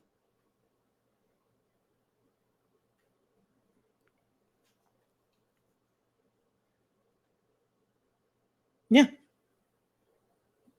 That's what needs to be. That's what needs to happen. We need a team that can help that initial thought process of not just TK has to manage this and we hope for the best. We need something like that where we're able to have a stable group of creating this can happen in these few months and we're getting more of a thought out AEW. And also it seems to me that there are some wrestlers that are more like they're more important than others. Yeah. And it also shows that same way with shows. Like, in all honesty, I haven't seen one episode of Collision yet. And it doesn't seem like I need to. No. I would. It's a good show. I have no doubt it's I'm not saying it's a bad show, but I'm saying it's like there's nothing that goes, you miss Collision, you missed a lot. Like, you miss SmackDown, you miss what happens with the Bloodline. I haven't seen SmackDown in a while, but when shit happened, like when SummerSlam happened, I watched SmackDown because I knew I wasn't getting that on Raw. I was gonna see what they did when they did the Tribal Chief, that court. I watched SmackDown because but Collision felt like Collision was the CM Punk and FTR channel, and Dynamite is the main source of what you watch. If you want to watch AEW, watch Dynamite, and Rampage is the Jungle Boy experience. Yeah. It's almost that, hey, here's your heat, basically. Like, Rampage is your heat. You're getting AEW as your Raw. And then kind of SmackDown with Collision, but even SmackDown at least has something. Yeah, because to be honest, Collision is undefined. I don't know what level Collision is on. Is it how important? Is it more important than Rampage? Is it I as feel like big it's as supposed Dynamite? to be. I feel like it's supposed to be bigger than Rampage, but it just became something where the first it's. You remember how the first episode of Main Event was Punk and Sheamus? Yeah. And I was like, oh shit, okay, this is gonna be something. And now, where do you watch Main Event? I don't know. That's how I feel like Collision almost turned into. It was promised to be something bigger. And that's another thing. Collision was taken away from with all the shit where this one got kicked off, that one got kicked off, this one couldn't go there, this one did that, this one left. It's like, yo, I don't want to hear that coming from a wrestling organization unless it's kayfabe. Yeah. Like, if you sit here and go, yo, CM Punk kicked Hangman Adam Page out of Collision, and now there's a storyline between Hangman Adam Page and CM Punk, I want to know shit like that because that goes to the kayfabe, that goes to the match. Yeah. But if you do nothing with them, the fuck I need to know this for? Exactly. Now it's like, why the fuck do I want to watch Collision? Yeah. Bad publicity.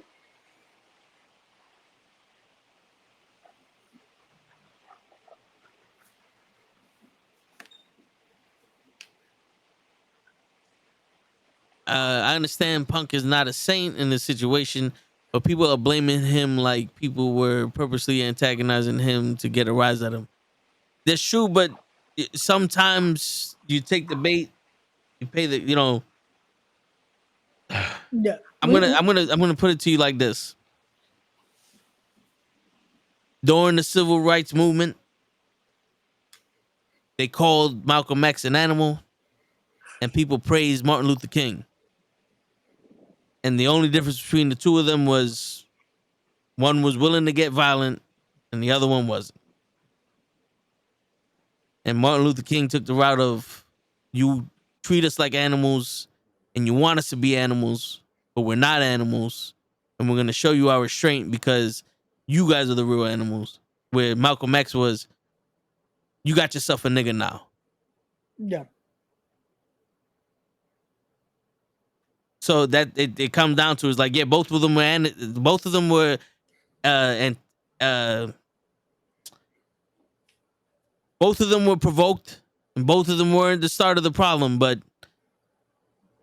you got to the point where you got yourself a nigga now, and when you get yourself a nigga, consequences happens, and that's why CM Punk got fired and Jungle Boy got suspended. Now, me, I'd have fired both of them, but that's just me. Yeah. Why Jungle Boy? I fired Jungle Boy Where? because no one needs to, this should not be tolerated from anyone in this company. Yeah. Also, it's the thing of you just took away from the biggest show ever. Like, no one should be bigger than the company. Yeah. And doing something like this where it's like you're gonna do this on a night where we're trying to make history and the show hasn't even started. Like it's a just to show, hey, no one's above the company in a sense. Yeah. That's how we look at it. That's like he should also get the same kind of, even though he didn't do the same extent of the crime, he should also do the time, in a sense. I kind of disagree with you because I feel like if Bret Hart would have punched Shawn Michaels in the face for saying Sunny Days, and you fired both of them, that would have been wrong. You said something to me, I'm gonna punch you in your face. That's normal. If you antagonize it, you the one that caused the problem. You don't feel that way? Like, would you be okay if Bret Hart would have did something to Shawn Michaels and then they both got fired? I'm just trying to give you another example of Bret. No. So let me ask you a question, Show, because you're talking about Sunny Days in a promo that happened on live TV, and the people got into an argument, and nothing happened. So you made a fight out of nothing. Bret Hart punched Vince McMahon in the face, and that was all right. Because Vince McMahon said, I know I fucked you over, and I know you're mad at me. Take your shot because it's only right. Now, if Bret Hart, they got screwed over, would have ran into the locker room and fought Shawn Michaels, Bret Hart would have got fired because he's the one who started it, even though they screwed him over. It was business. He overreacted. He went and he physically assaulted someone. That's illegal. It's illegal to assault someone. That's the law. Now, let's say after that, Bret Hart gets into an altercation with someone else and has another fight. Well, we're going to have to fire both of you motherfuckers because there's already a precedent. Fighting will not be allowed here. I don't give a shit who started it, who doesn't start it. Like, let's say your sons, they get into a fight. Correct. You punish the big one because he started it. They get into a fight again. Now both of you motherfuckers need to get punished. I agree. Because both of you ain't learning. But what if one is the aggressor and the other one is just defending himself? Because it seems like in the storyline, there's one guy that's always aggressing. No. The both of them are wrong. Because one, Jungle Boy didn't need to say the shit he said. Two, CM Punk didn't need to react the way he reacted. Yeah, correct. Especially lunging at. Jungle Boy started the problem. CM Punk finished the shit the same way CM Punk started the problem, and the Elite finished it. It's when it comes down to business. At least me running it, there is no tolerance. There's no room for this shit. Yeah, that we will not like. We can't tolerate any form of physicality outside of that ring. Yeah, for our wrestlers. See, that's the thing. We have to, when we get to this, we basically have to be able to take wrestling out of it. Treat it as it's a business back there. The combat should happen in the ring, and that's it. Anything outside of that, you're disturbing a business from continuing to flow. Because that's what it was. It's basically they were about to have to stop the whole spectacle because these two decided to have an altercation. That almost ruined a sold out 80,000 person show that had yet to start because they were still in the pre-show. And it just got off. And exactly. Here's the thing, Show. Let me ask you a question. Mm-hmm. If someone hits your car, your hoopty, right? Mm-hmm. You like, all right, well, it was $300. Fuck it. There's another scratch on the hoopty. Mm-hmm. If someone hits your Lamborghini, there's hell to pay. It's a different. I CM agree. Punk, based off of his salary, is your Lamborghini. Jungle I get the Boy, analogy. Jungle Boy is maybe your Tesla or your Mercedes, because he ain't no, he's a pretty penny also. But you spent top dollar on CM Punk. Now, Anthony, I understand what you're saying, but at around that time with Sammy Guevara, Kenny Omega, and the Elite, and all those people, Hangman Adam Page, CM Punk was already suspended for that. He already did the crime. But the new president has to be. There is no fighting. There's no physicality can happen between y'all, because this is a workplace and we need to keep our employees safe. But you also cannot injure the fucking commodity. That's like saying, Aaron Rodgers, you can get in the fist fight with whoever the fuck you want. No, we have to protect our fucking people. People are coming and paying to see CM Punk. No one touches CM Punk. I agree. Nobody touches LeBron. Even if CM Punk started it, it's still gonna be, no. CM Punk, we gotta let you go because this shit happened. But Jungle Boy, you ain't no fucking saint here neither. You got to go. And I would have said that for anybody. Because professionalism needs to happen.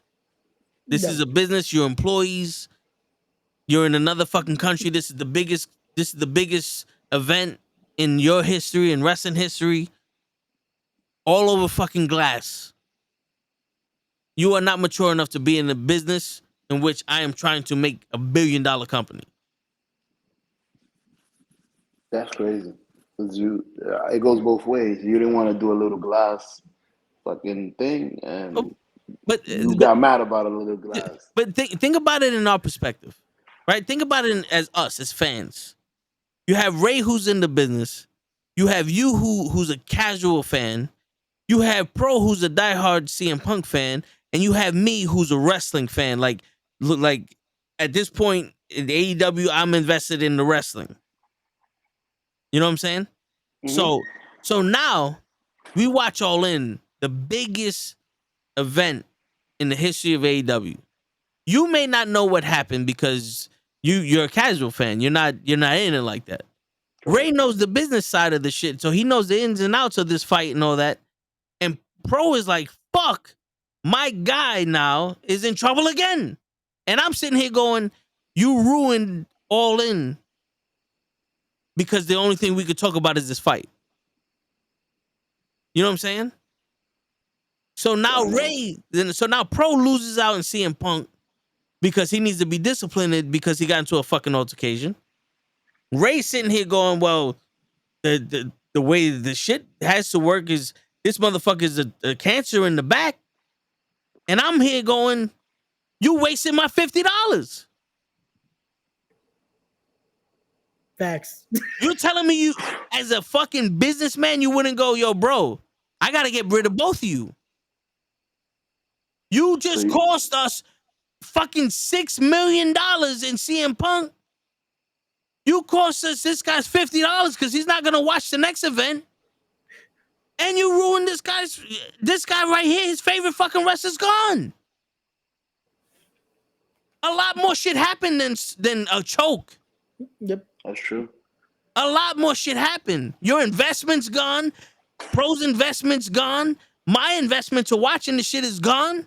A lot of people, there are a lot more people that are like Pro and me and you that are gonna go, well, CM Punk's fired, so what do I need to watch the rest of this shit for? Or if you're gonna keep fucking having fights after every big event, I'm not wasting my money no more. Then I'm gonna watch it no matter what. Yeah.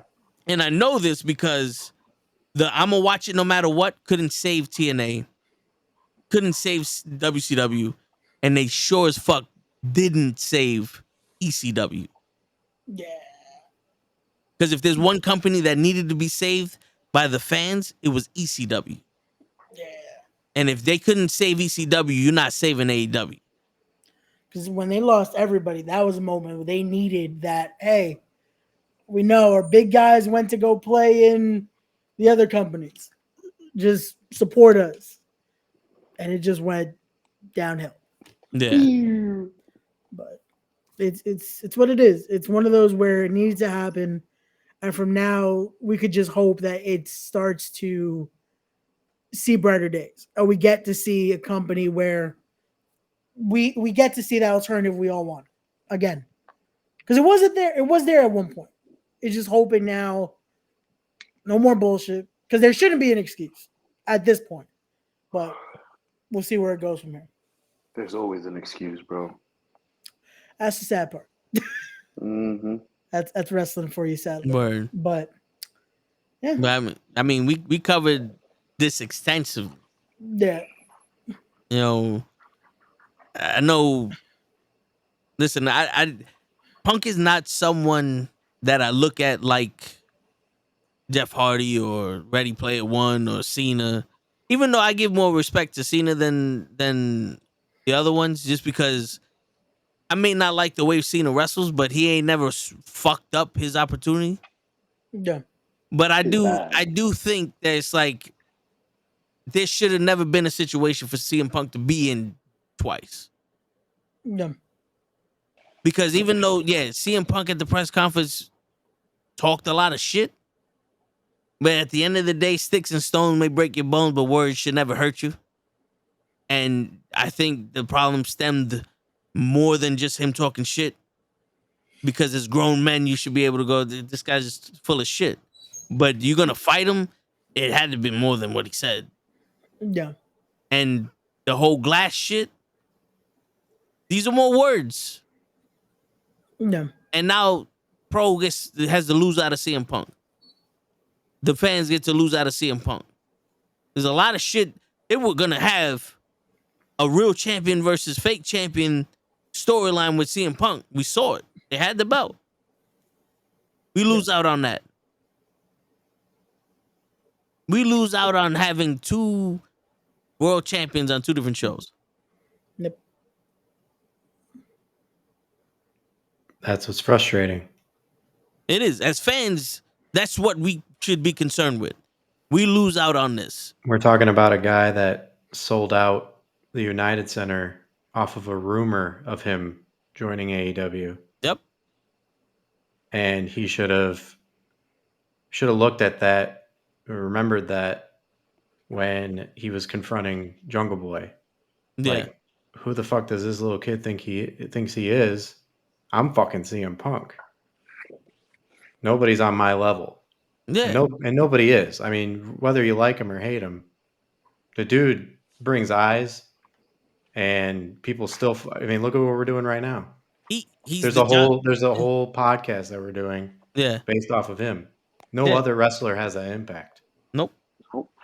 He's the John Cena of AEW. He's the Draymond Green of AEW. No, well, listen, man. The difference between AEW and WWE is they don't have Vince McMahon. And I say that because Tony Khan isn't running this shit to a point where they know better. yeah, And that's why I say you fire both of them. yeah, Because now it's, you didn't know better. You better know better now. Mm-hmm. Because you already done fucked up. Vince McMahon don't play that. Nope. Do you think they say that about Tony Khan? Tony Khan don't play that. It's gonna happen again. No. Because if they would have thought that, they would have never did that. yeah, There's no fucking way CM Punk would have did that shit in front of Vince McMahon unless that was his last day. And he still didn't do that shit on his last day. Remember when CM Punk left the WWE, when he won the championship and left, that was a work. That was kayfabe. That was a part of the storyline. They fired him on his day off. On his wedding day. Yeah, on his wedding day. yeah. Was the pipe bomb story now? It was more of a work shoot thing. That was one of those, you got an open mic and you said some fucked up shit, but we'll run with it because we're professionals. We can use that. That's how you feel? All right. Well, fuck it. Let's make that part of the storyline now. Word. Because when you're in a business like this, and that's one thing I've learned from Simon Miller, you need to be able to hear someone say shit and not give a fuck. When we had that little video, Simon Miller comes up to me and he goes, "Yo, bro, I appreciate the fact that you gave me the vibe that I could have said whatever the fuck I want and you would never took any of it personal." I said, "Nah, bro, it's part of the video. It's like we're making content." He goes, "You'd be surprised how many people would take shit personal when all you're doing is trying to make content."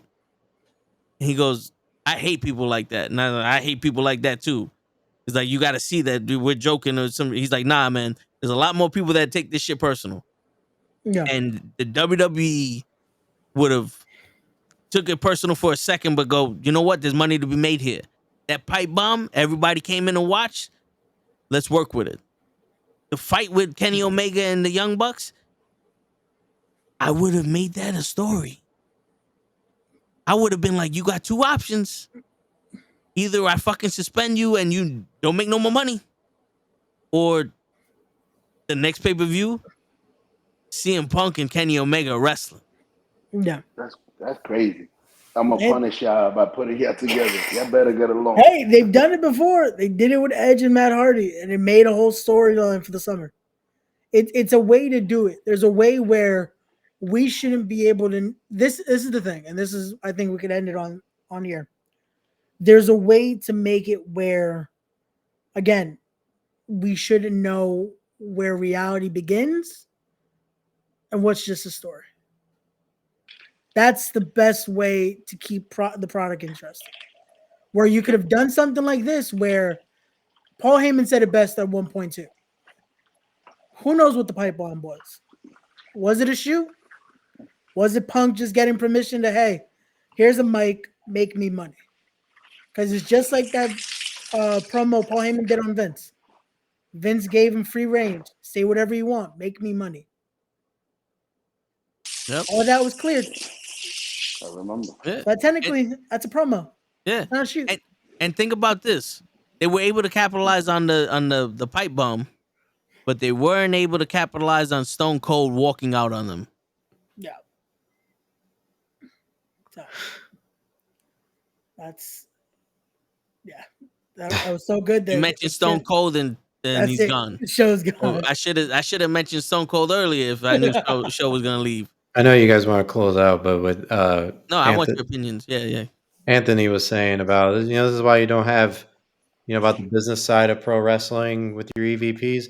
I agree with that because it muddies the waters a little bit, especially when you're CM Punk and you want to have a meeting to discuss your grievances with people like that, with the higher ups, and then they say, "No, we're not doing that. No meeting today," and then you fire them.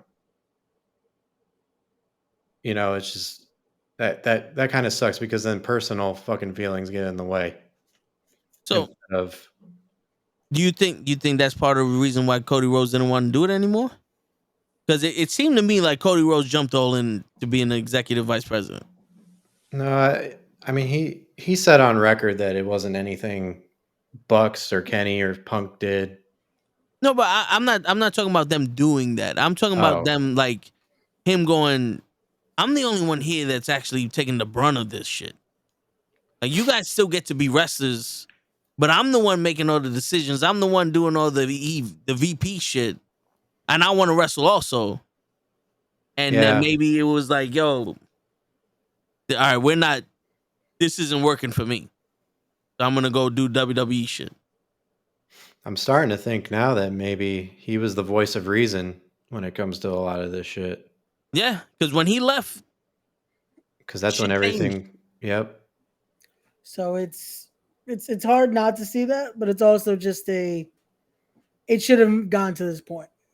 It should have been able to be a successful company. Yeah. Because this is, but Ray, I want to add something to what you said before you hang up. Yeah. You was like, fuck. Oh shit. Oh, I wanted to say, oh fuck. And but anyways, my bad. You alright, Dave? Nah, yeah, he just dropped his camera. Go ahead, Joe. Okay, I was gonna say, you know how good that storyline is?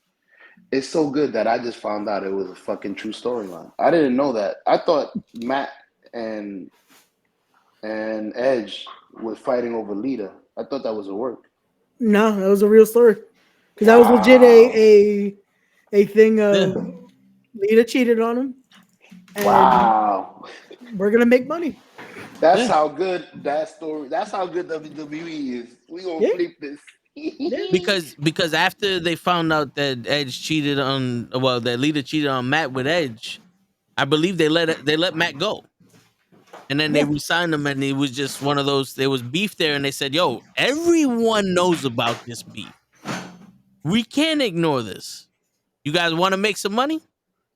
And then Matt broke his face, and that storyline went very fast because that was when Matt fell and hit his face on the pole, and he busted himself open, and I think he had to take off for a while, right? Yeah, and then yeah, he didn't come back to like that 06 right before Money in the Bank for Mania that year. But again, even in that short span, they were able to make money though, and they were able to find something where hey, we make it work.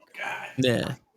All right. So before we sign out, does anybody want to give their last 2 cents on this before we turn the page and start talking about other stuff besides the incidents with this man, and we continue our wrestling voyage?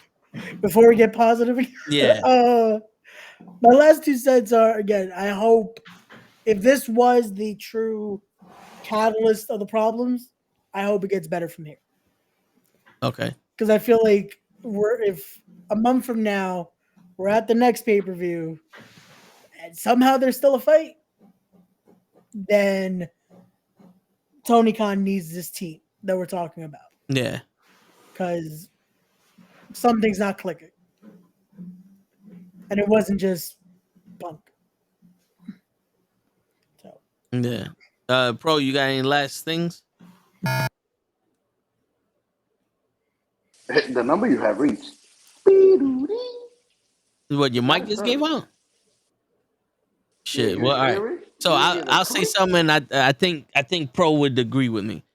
One, I don't think CM Punk's in a position where it's over for him. Like, I think he can come back because, like we said, wrestling fans want to forgive everybody. He's not.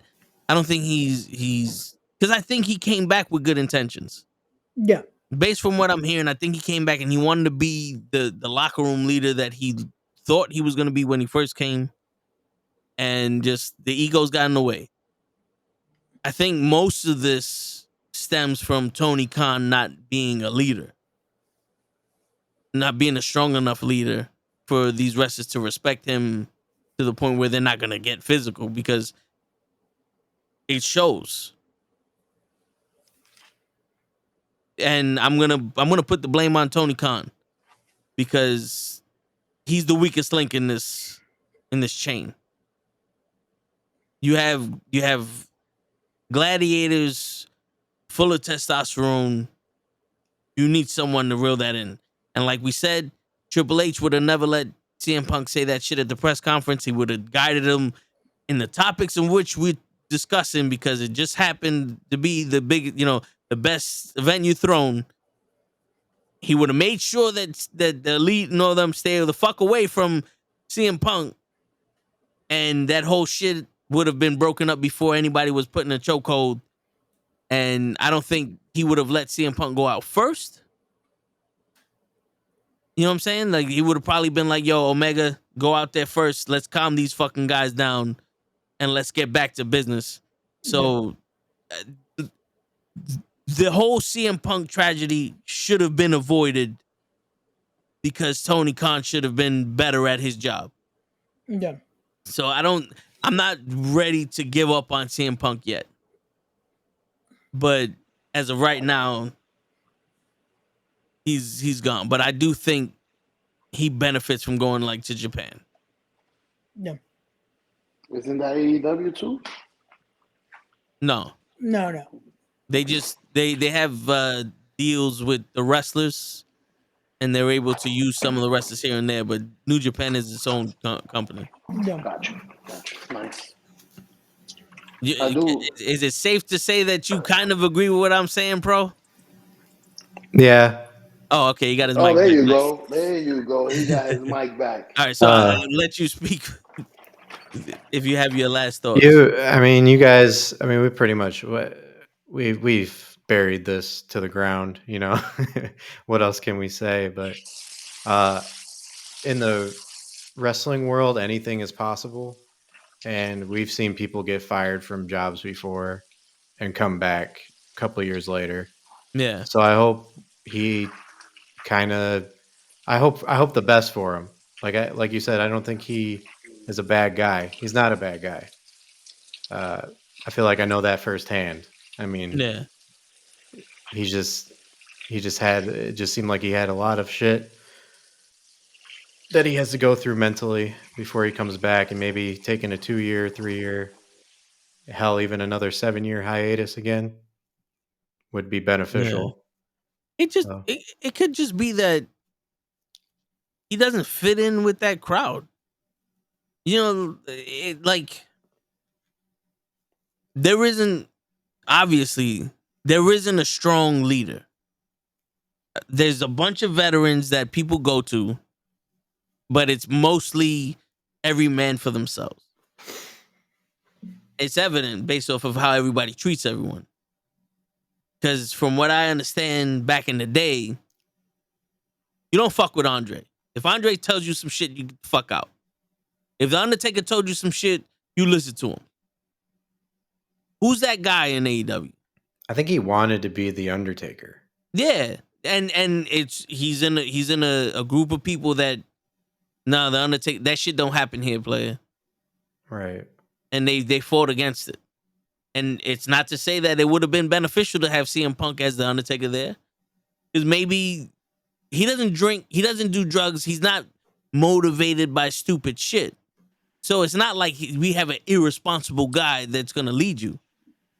I don't think he's gonna tell you don't use the glass to fucking hurt you. But you want to be you want to be defiant. That's why. It's another reason why I would have fired Jungle Boy. It's like, motherfucker, you did this shit on purpose. No. You potentially fucked up our entire pay-per-view for glass. Yeah. And I don't think, honestly, we're talking about anger issues. This dude had anger issues. His wife would have divorced him a long time ago. Yeah. It's got to be something deeper than. Yeah. Like you said, it's more than just him. Yeah. At this point, it's. I think they did that shit on purpose, and I think Bad Blood was saying it too. I think they did this shit on purpose. Like they were trying to push him out.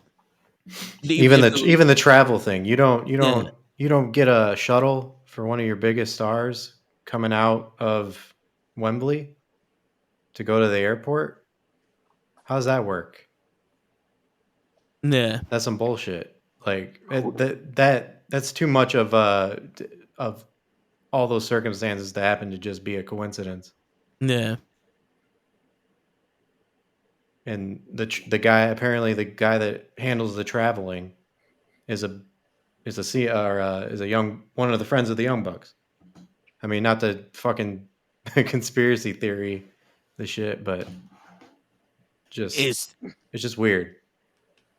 There's no such thing as a coincidence.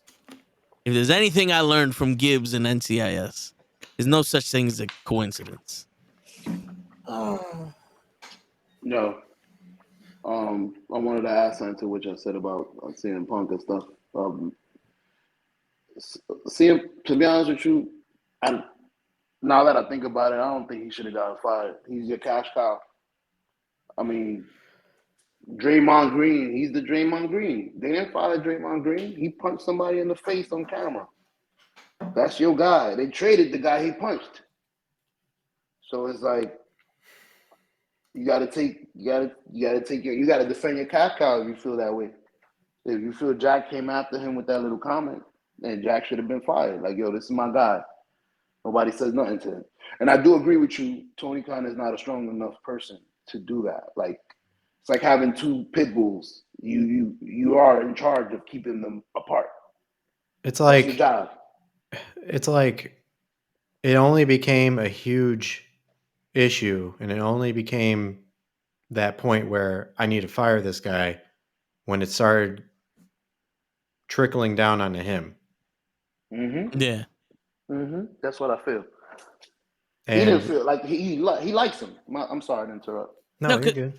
Because who's to say that CM Punk's frustration wasn't with Tony Khan? Because in all honesty, you choked out Jungle Boy, so you don't really you know you can mollywop this kid. You already done established dominance on him. But the real issue is the fact that you don't have control over your wrestlers. That this motherfucker thinks he can just do this shit to me. Because that's the only way I can see a grown man having that much frustration to go after his boss. You know what I'm saying? It's like, it's your fault this fucking guy is doing this shit and all these motherfuckers are doing this shit to me. You ain't got no fucking control. So Yeah, he's not a dumbass by any means. He didn't seem like the guy that would be so reactionary unless it really, really, really, really got to him. Yeah, but Anthony, I don't think he can sue him a breach of contract because he's fired. Yeah, they fired me. They fired him because of the altercation. It was just cause. So.